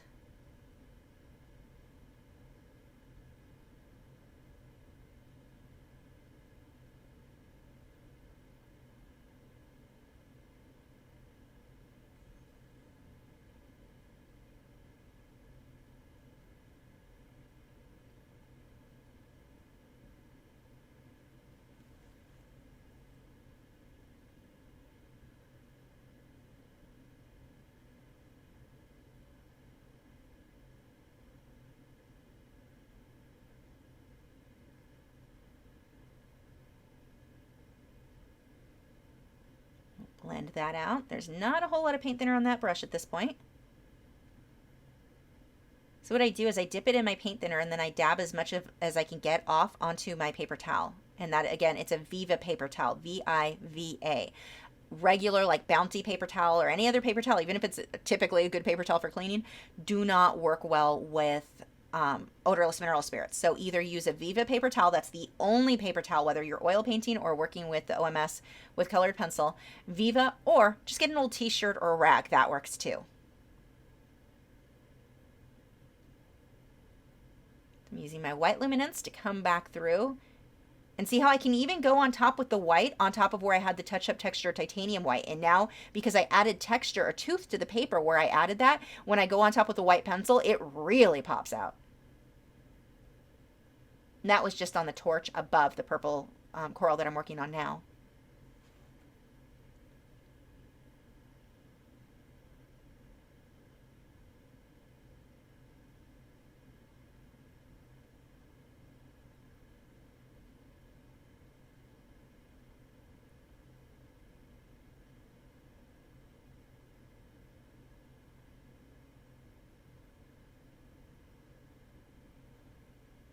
Remember, if you're using a really soft pencil like the Derwent Drawing or let's say Prismacolor, if you've got a sharp point on it, don't push as hard. You're going to break that tip.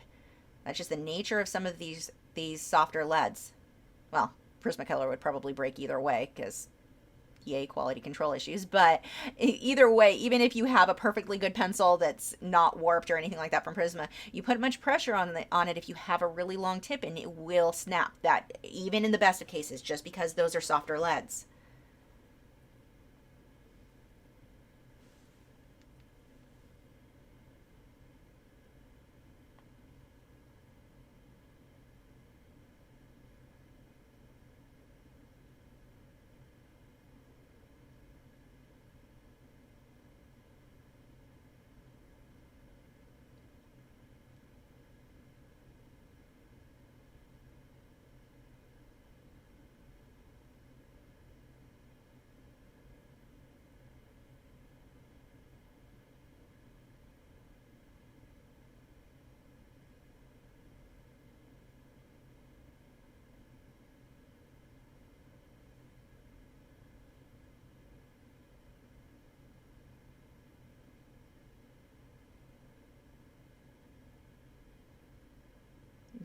Keep building, keep adding more detail, keep cleaning edges up.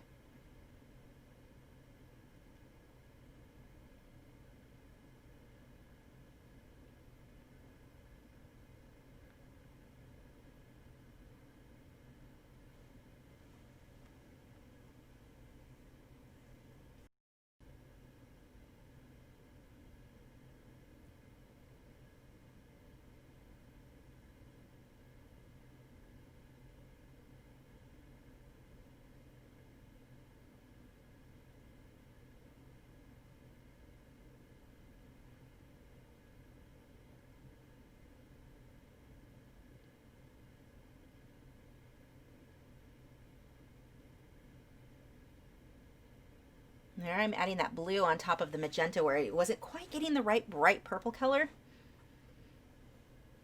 What I'd recommend doing if you're really trying to play around with colors, just get some scratch paper. You don't even have to use the same paper you're working on, but get a scratch piece of paper and experiment. What happens if I put orange over magenta? What happens if I do the reverse? What happens if the what happens if game? Just try different combinations. Plus, it's fun. It's just fun blending and layering colors like that. There's not really any pressure since you're not trying to do anything. But, make a little note of what color it was if that's something that you're challenged with, and experiment. What happens when you mix different colors? Sometimes you're going to get great results, and sometimes it will be something you think, oh God, I never want to repeat that again.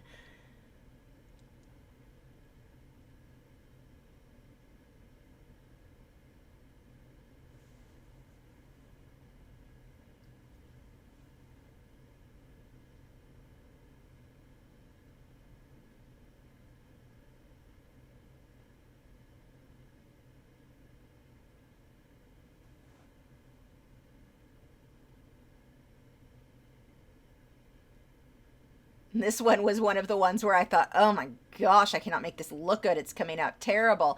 And it's one of my favorites in the end.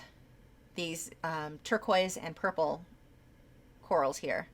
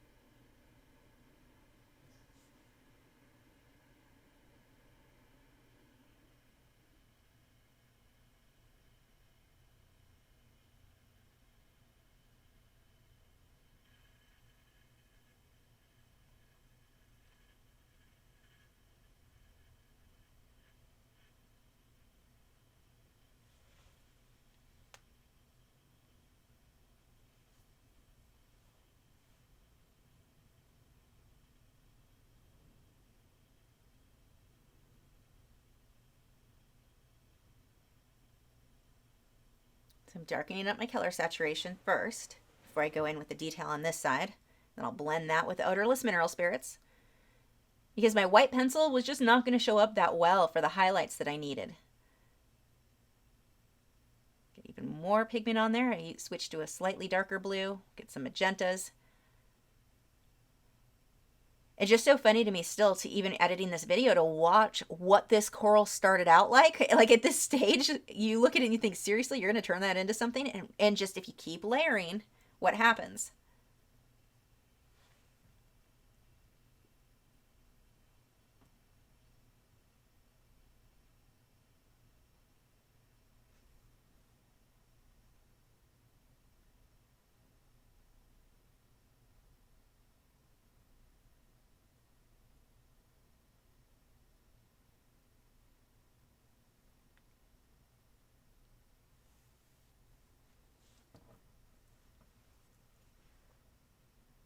You want to let that dry completely. Just to save time so that I can keep working while that dries, I'm going to go ahead and start layering color on this guy. Now the first thing I'm going to do is block in the orange blotches. I have an orangish red color I'm using there. It's far, far darker than what I want that end result to be so that I can come on top with the white highlights and it'll show up and let this darker color be my shadowed areas.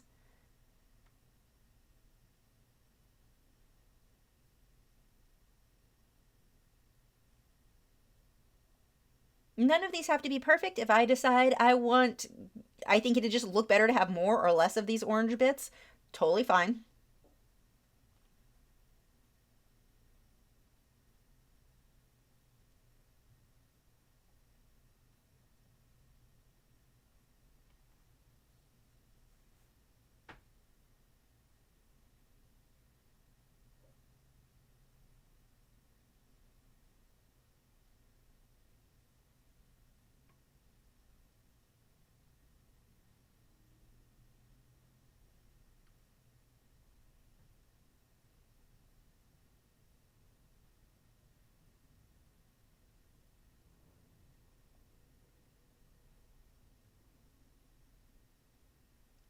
Making this brighter magenta color. You can see I can even let this layer. I don't have to be careful with staying inside the lines. If some of that layers over the orange, no big deal. This is all just a base layer.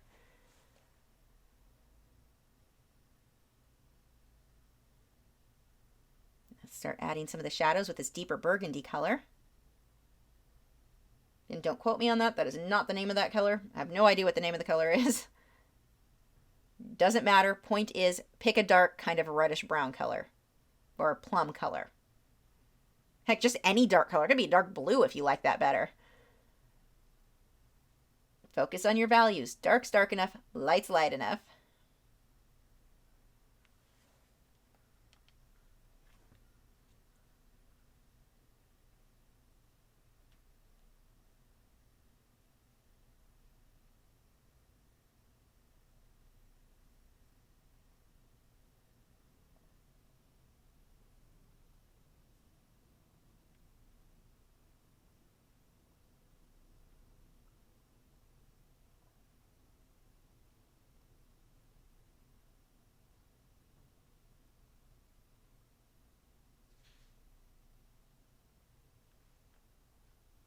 So now this is dry, and as I come through with the white highlights for the tentacles, look how this stands out.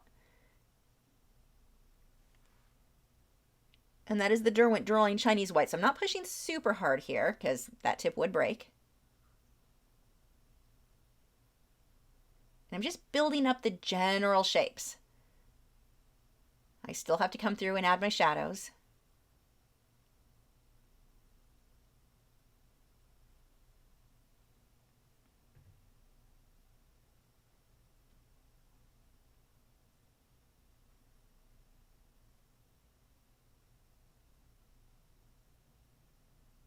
On the reference photo, these little tentacles are more of a kind of grayish tone, a light grayish tan tone.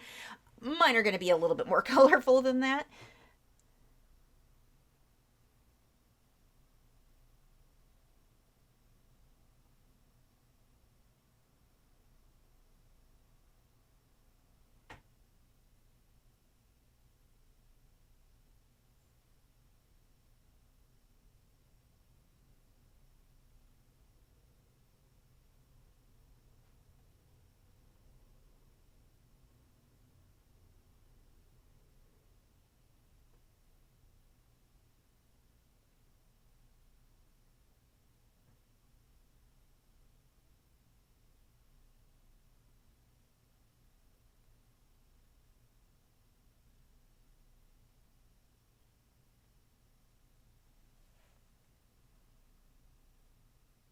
We'll blend that out. Look at how messy I can be. I can go over the lights and the darks because it's okay if it smudges into those tentacles, given that they really are a more neutral tone anyway in the reference photo. I don't need those to stay perfectly clean.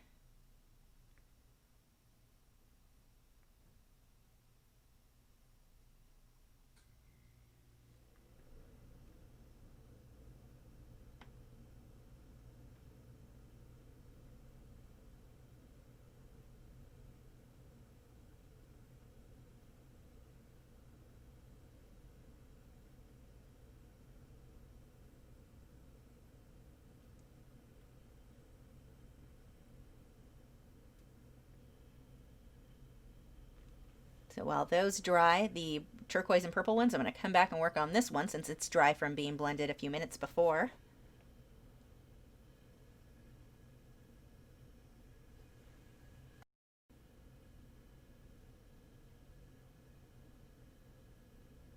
Now watch those edges. Look here how I had a little bit of the white of the paper showing through between those two corals. Make sure you fill that in.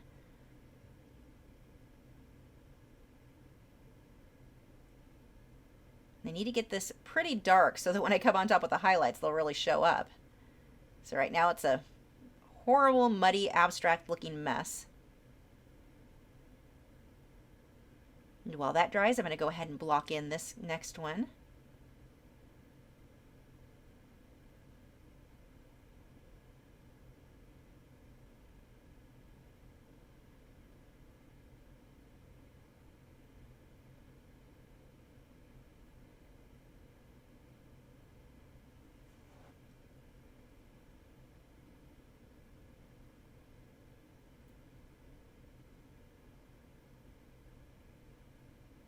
Just mapping out where the shadows, the darker areas are going to be, and then I can put light over everything. So I did the orange and then came back through with a pink. That one fades from an orange up at the edges down to pink in the center. I'm going to go ahead and blend that out, and then that gets to sit and dry while I work on one of the other corals.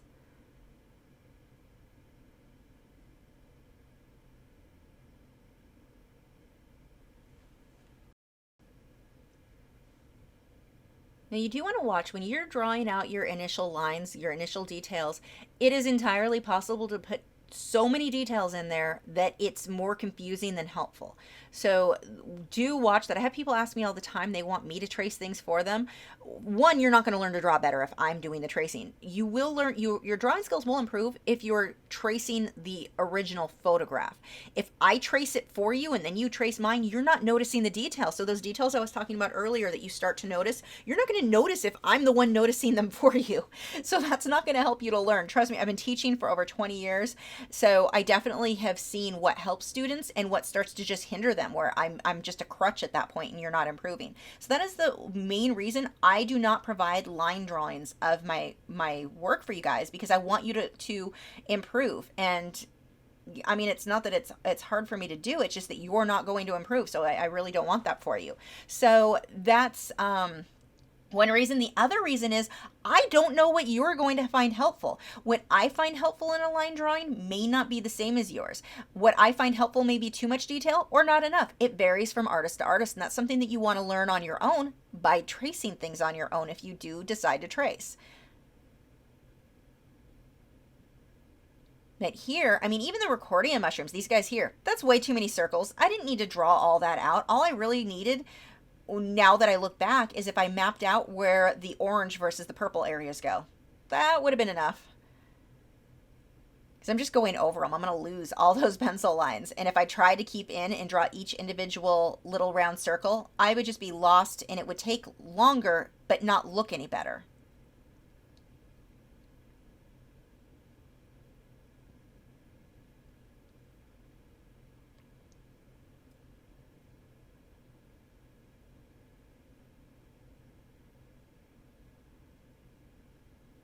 Now these are one of those corals that I was talking about before where they look overwhelming. Oh my gosh, so much detail. And they're, you know, a bit time consuming.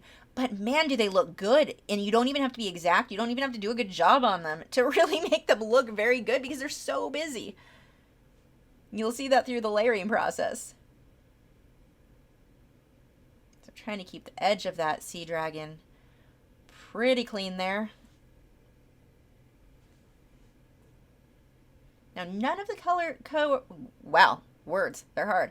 Corals that I've done right at this point, those teal ones, or the turquoise with the purple, the ones directly above at the top that you're seeing here, those aren't finished yet. I'm going to come back to those. And a lot of what I want to do with them are going to be once I come back through with the touch-up texture titanium white mixture. But I don't want to do that until all of these corals are ready at the same time.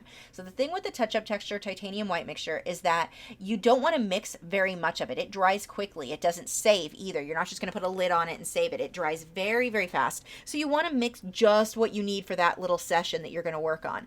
So mix very, very small amounts, and I like to try to do it in a bigger batch where I can do a lot of the piece at the same time versus each coral remix another batch. I'm going to end up wasting too much. So that's why I'm waiting to finish those.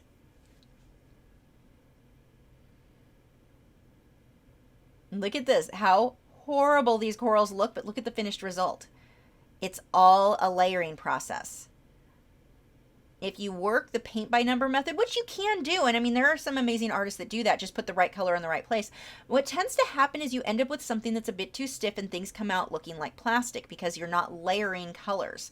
That's a really hard thing to accomplish with the kind of paint by number method of just right color, right place. If you can layer your colors, you're going to get a much more natural, much softer feel. So here's where I use the polychromos white, because look how it just barely lightens it. I'm able to get a super fine tip on it, and it lightens the color without being too harsh. And that's all I wanted here. So I don't use polychromos white that often, but it does, if you get a base layer, it does show up okay.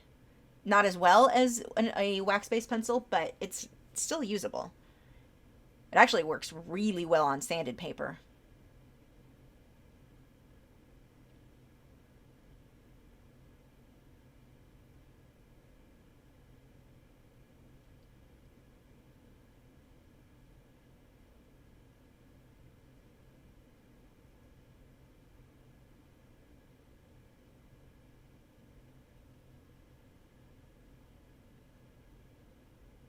I am putting more pressure here. So I am, you would consider this burnishing, where I'm shoving the pencil, not there, but in the inside, I was shoving that pencil into the paper, which flattens the tooth of the paper. I'm going to do something with a ceramic knife, and that's not something you've seen me use before. I recently started playing with these, and they have horrible reviews on Amazon because they don't actually cut like they claim they do. But for colored pencil, that's perfect. We don't want it to cut things.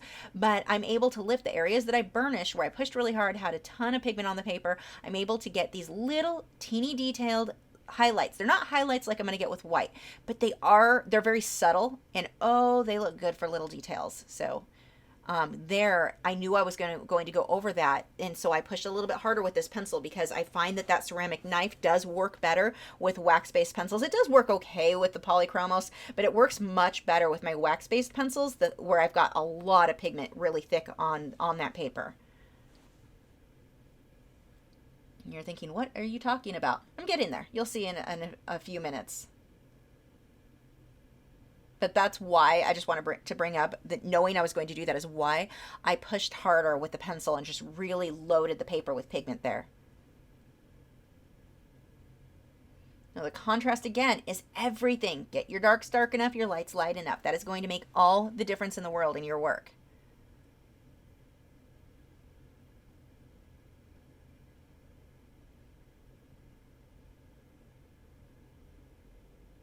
You're going to have bad layers. Does not mean you've done anything wrong. It just means you're not finished yet. Don't get discouraged and think, oh my gosh, it looked better before I made this last change. Well, it doesn't really matter, because it wasn't finished in the first place. It wasn't great because it wasn't finished. So it doesn't, even if you made something look worse, it didn't look great to begin with. Don't be afraid to mess things up. And that's something that I think a lot of artists get hung up on.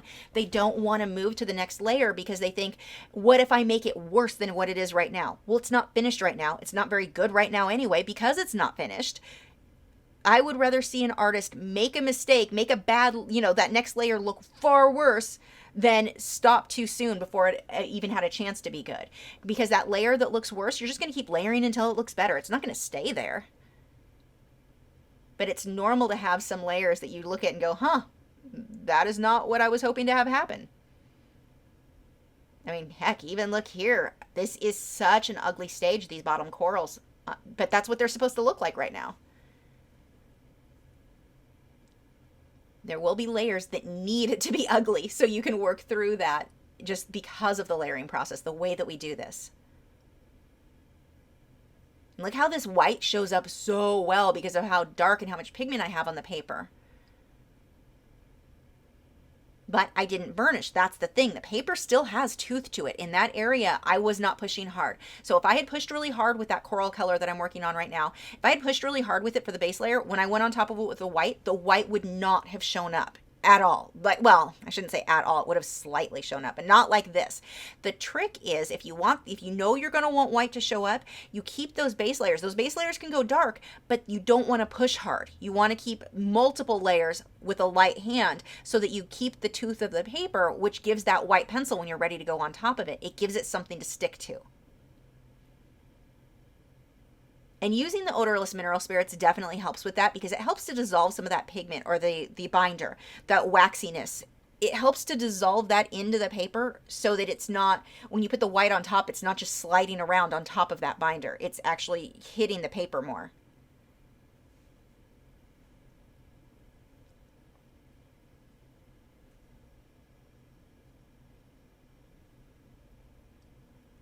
You're going to have a harder time with that with wax-based pencils, especially the Prismacolors are one of the worst with that, because they have so much wax. All that wax is part of why they blend so well.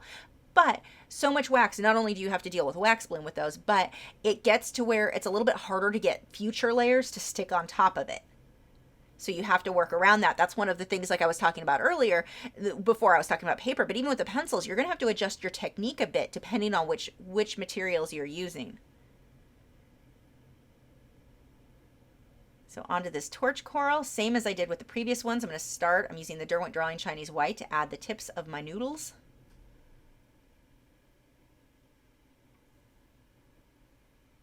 Don't call those noodles in mixed company. People will think you're dumb. That is not what those are called.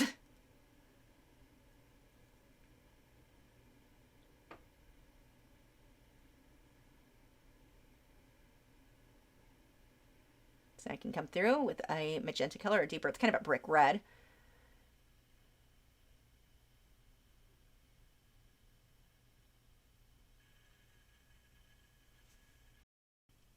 And my pencil is not sharp here. I would say it'd be better if it was, because I would be getting crisper edges. Now I'm going to go through and blend this so it's not a huge deal. But I do think it would make my life a little bit easier if I was keeping that pencil more sharp at that stage so that I could keep clean edges from the beginning, because I'm going to have to go back through and work on making sure I clean up those edges because I'm being so messy right here. But like I said, I'm going to blend like I'm doing here with that pink. I'm blending over everything, so it's going to smudge a bit. But I think a sharper pencil would be a better way to go for those darker edges. I didn't even blend around the white, blended right over everything. Keep it easy. Wow, my camera angle is all kinds of warped or skewed there.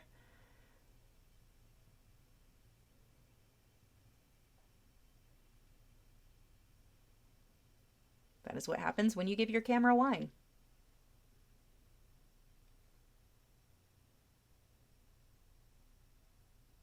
And working off camera. Seriously, don't give the camera wine. Look what happens. Okay, so here is the ceramic knife I was talking about. Look how I'm pulling these details. I don't have to push hard. I don't want to push hard. It's not going to bring the paper back to white because I blended with OMS under this. The paper is stained. But look how I'm able to pull up that dark and reveal the really light base layer that I had underneath with these teeny tiny details. I can't even get that small with the titanium white touch-up texture. Wouldn't get that tiny. So let's say I'm drawing a cat's eye. When I get to that stage, little edges that I want to clean up and make really sharp, I can use that tool. That ceramic tool, it ran around $13, I think, on Amazon Prime. Maybe it was less than that. I don't know. It shipped next day, so that was a bonus. But it has a terrible review. I think it's a 3-star review because it doesn't cut other things very well, like paper or whatever. It sort of does, but it's not good. Like, I guess people want it to be a safer version of a regular metal X-Acto knife. It's not that. It's terrible for that. But for us, we just want to scrape a little bit of colored pencil off the paper without damaging the tooth of the paper. Wonderful. It's one of my must-have colored pencil supplies right now. I am so loving it. And you have to kind of play around with it. So one of the methods that I used to use was Scotch tape and take another pencil. You've seen me do this. It's been a while, but I could take a pencil or a pen, something hard and kind of pointy, and lift portions of the colored pencil off to reveal the underlayers. The problem that I have with that is sometimes the tape sticks where I don't want it and I have to kind of fix areas that I pulled too much up. Not a huge deal, it's still worth doing. But this basically gives me the same result where I'm scraping or lifting some of that pigment off and revealing what's underneath, and it gives you this fine detail. Now again, be careful because you could scrape and damage the tooth of your paper if you push too hard. But look again, what great little tiny detail. But it does work best if I've got a light layer down first and dark on top of it and a lot of pigment of the dark. That's why I pushed so hard earlier on when I brought that up. I needed it to be really dark, really heavily pigmented, so that when I came on top with that ceramic knife, which I think is really just plastic, I don't think it's actually ceramic, but when I came on top of it, it lifted just enough. And some people will use regular X-Acto knives for stuff like that. I'm not competent enough with that. I will put a hole right through my paper. So I try to avoid that as much as possible, but this really did work beautifully for pulling up, and it only really works if you've got enough pigment on the paper. If you're trying it for the first time and you're like, it's not doing that for me, you need really, I burnished, I pushed hard, and I only did that for those final layers because I knew I didn't need pencil on top of that. So I would keep that for the end, but man, you can get some fine details and even edges. I went through around the corals off camera and just cleaned up a few edges with that ceramic knife, and it really does work well. And it depends, again, your color, your pigment saturation, everything will affect it, but definitely worth, one of those things that is worth picking up. I'll put a link in the description to the one that I got. I did end up taking a nail file to mine because it had kind of a jagged point, which looked like plastic to me. That's why I'm like, that's not ceramic.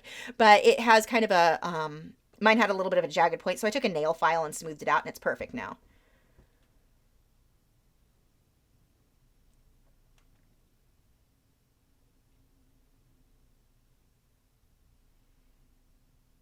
So see, super basic, just little circles. Looks like something that a child drew. Well, a child with an attention for detail and patience. But I mean, no shading yet. We'll get there. I just want to block in my general shapes right now. It gives me something to work off of, and I just really quickly threw in those little circles. Now here is my violet. That's that Derwent Lightfast. I think that's what I just call them now, Derwent Lightfast, because my brain shuts down every time I say Derwent. They have so many different types of colored pencils that I use and that I hate. They've got both. They've got everything. Now see how I'm coming through with these shadows just in between. Now my pencil probably should be, and by probably I mean absolutely, should be sharpener. Sharpener? Oh my gosh, I can't talk. I need more coffee. It should be sharper than this. Believe it or not. Oh, there was my tip that broke on that pencil. I've not had them break a lot, but I have had them break a few times inside. They're not, I don't think that they're glued down like Prismacolor, or not Prismacolor, Polychromos glues the lead to the inside casing. I don't think these are glued down. It comes out too easily when they break inside. And this is where I was talking about before. These feel more like like somewhere between oil and wax based. It's softer. It's more prone to being able to break the tip of it than a Polychromos. And it may have, in this case, it could have just been from, I'm using a really bad pencil sharpener. So there's a good chance that that's what made it, it weakened it. Very dull sharpener. I need to throw that one out. But they are more prone to breaking for sure than the Polychromos. But it's a softer lead, and that's just the nature of the softer the lead, the more breakage you're going to end up with. Although, to be fair, I don't really get Caran d'Ache breaking too often. Although I've not used the Lightfast so much that I can say that it's a common occurrence. It may just be a one-off. So I'm using pink now for the shadows on some of this. Now notice that some of the shadows I've got up at the top, I switched to pink for my deep shadows. Whereas towards the bottom where the shadows are well, they're deeper, I'm using the purple. So that's where, again, what I was talking about earlier, variation. You want to get variation. I also want to point out, look right now at the corals that show. All of them. None of them are finished. If I stop right there, they don't look very good. They look very like elementary. They look like a beginner artist or a child with detail. I'd say, you know, maybe an 11-year-old would get to this stage. Keep working, keep layering. It's not that it's bad, it's not that it's wrong, it's that it's not finished.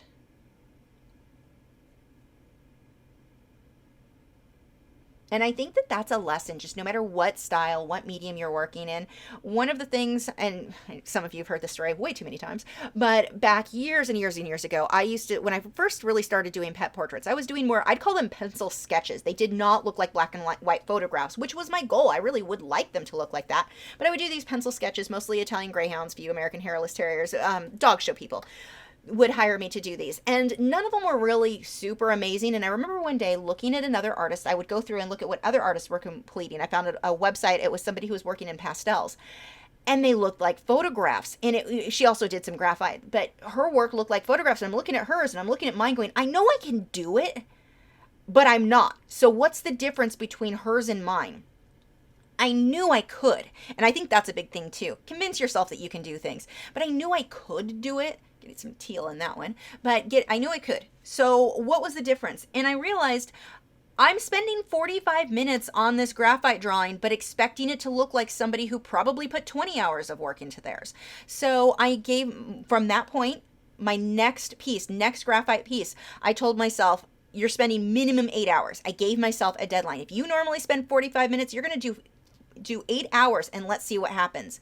Night and day difference. You wouldn't even think it was the same artist. It went from looking like kind of a soft, not super sharp edges, nothing super clean. I mean, you could tell what dog it was. It looked like the dog, but it was just more of a pencil sketch versus a black and white photograph look, which is what I really want when I work in graphite. And it was all because I kept working. Nothing I had done was wrong. I wasn't finishing it. I was calling it finished before it was at the stage I wanted it to be. I didn't have to change anything.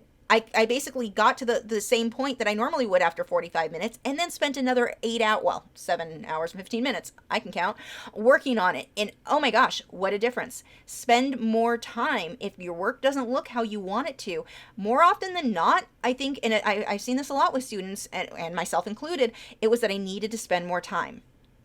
Now, you are going to hit a point where you've got to figure out how much time do you want to spend, because some artists will get into hyperrealism where they're spending hundreds of hours on one piece.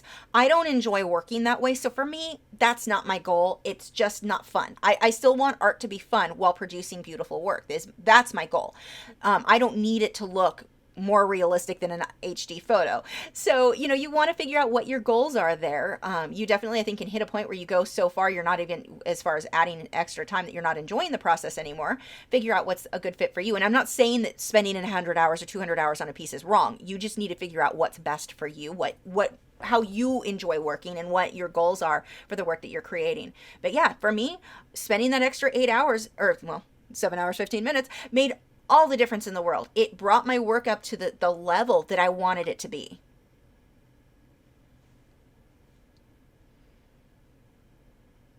Remember, working a little bit larger, you're going to have more room to more easily get detail. And when you work larger, it's always going to look better. When you shrink it down for like social media or take a photo of it, it will look better.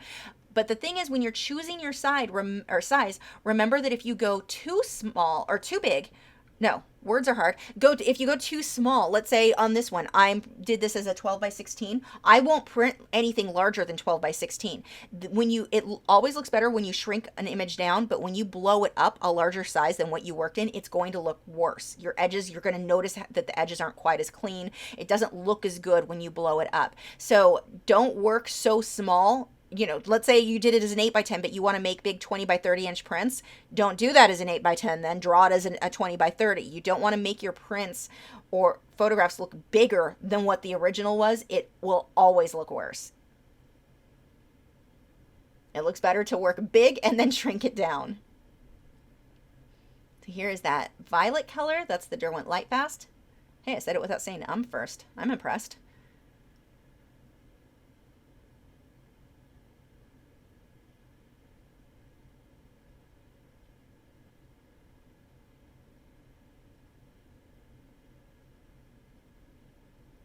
Now it's getting there, but it's not there yet.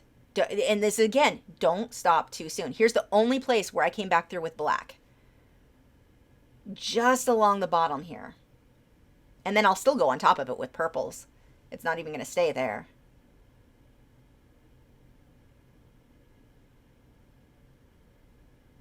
Now, if I'm going to do black, I can add it to other areas of the coral and the deeper shadows, as long as I don't blend out with the OMS. If I start blending out with OMS, then I'm going to start getting these muddy colors, which is really not what I'm going for here. I want these nice, rich colors.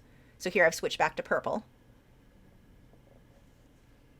If I smudge that black into any of these, I'm not going to get them bright enough again unless I come back over it with the Touch Up Texture Titanium White, let it dry, and then put the brighter color on top.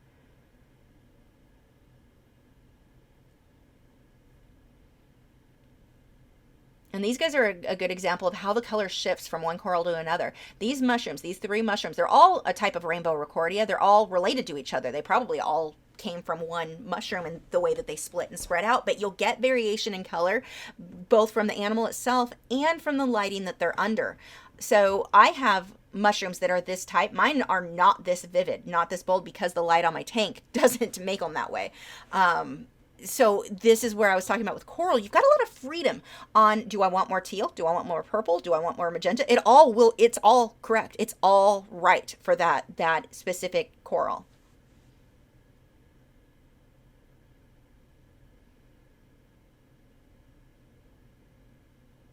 Pulling that magenta over some of the yellows. They're a bit too bright in there.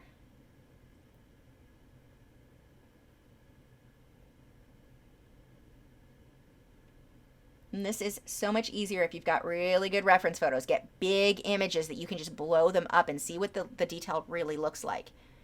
Even though I'm not including all that detail, it does make it a lot easier for me to tell what's what.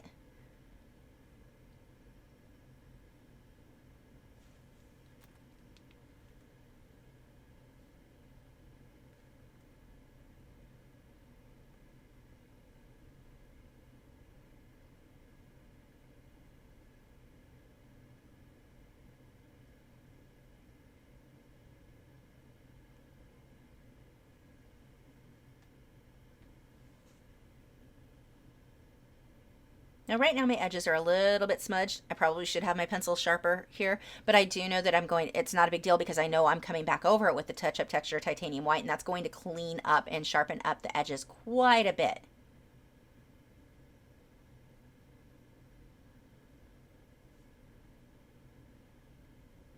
Now I'm using orange in here. Look how many colors I used around the circles of those mushrooms.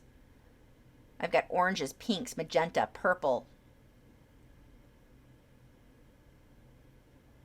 and variation. It's not like I'm outlining every circle with that. You want it to fade, and if you look at the finished photo, you can really see where like the bottom edge, one edge is shadowed where the other one is highlighted, even though that edge all the way around the coral itself would be the same color. Pulling more purple in there.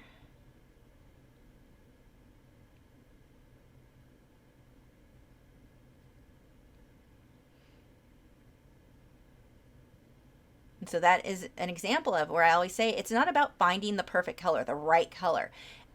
It's your values. Light's light enough, dark's dark enough. That is what's really going to make a difference in that.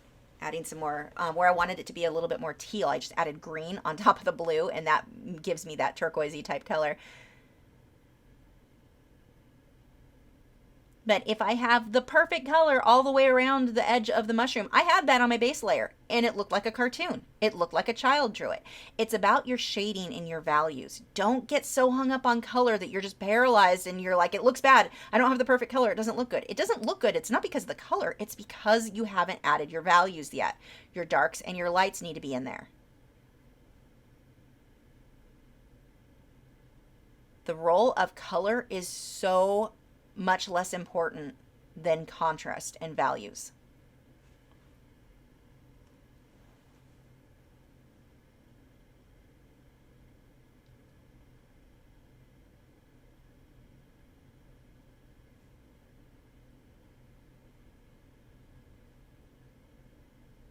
So I let that dry completely, and then now I'm coming on top with my touch-up texture titanium white mixture. Again, I show you how I mix that in that other video. I'll have the link to that in the description. And if I forget to put it in the description, somebody just remind me.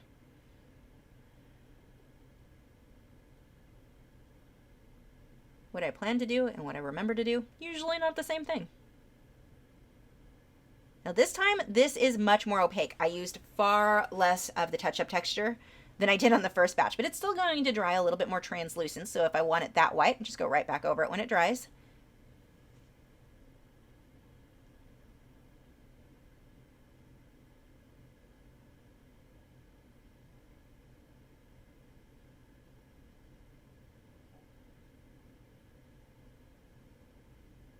And if you are buying this product to use like this, I would say it's the touch-up texture that I go through faster than the titanium white.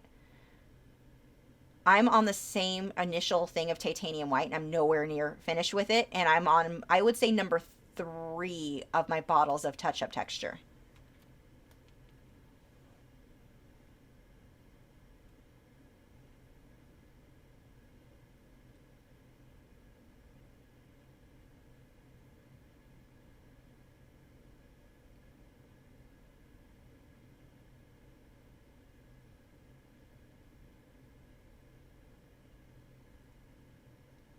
This guy really made a difference adding the white to it because he needed all these tiny dots, and I just wasn't going to get that with a pencil, not like this.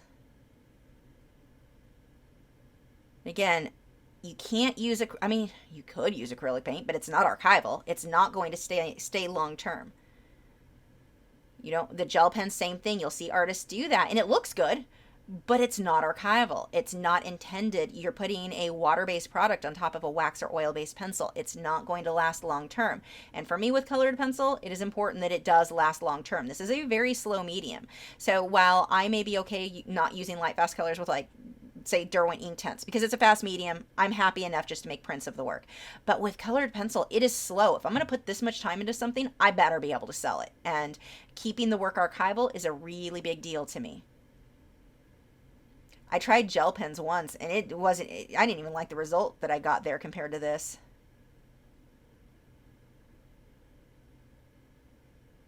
I didn't realize at the time, this was years ago, I didn't realize it wasn't archival. What I did realize early on, it doesn't stick very well to wax-based pencil. I was using it over Prismacolor. Yeah, it didn't stick very well, which makes sense because it's not intended to go on top of wax and oil-based pencils.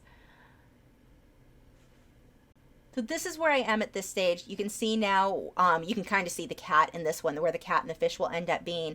But we will do that next week. We'll go on to that, which is really good because one of the things that I am asked quite often are how to draw black or white cats and dogs or animals. How to draw that first. So this will be a really good lesson in colored pencil on drawing black fur, and you'll see which colors that I use to make him look shiny but not dull, because you have to be careful what highlights you put on black fur. If you were to put, like a lot of people think, well, just use white or gray as the highlight. But when you do that, you make the animal look dusty looking and you age them quite a bit. So next week will be a very good lesson for this.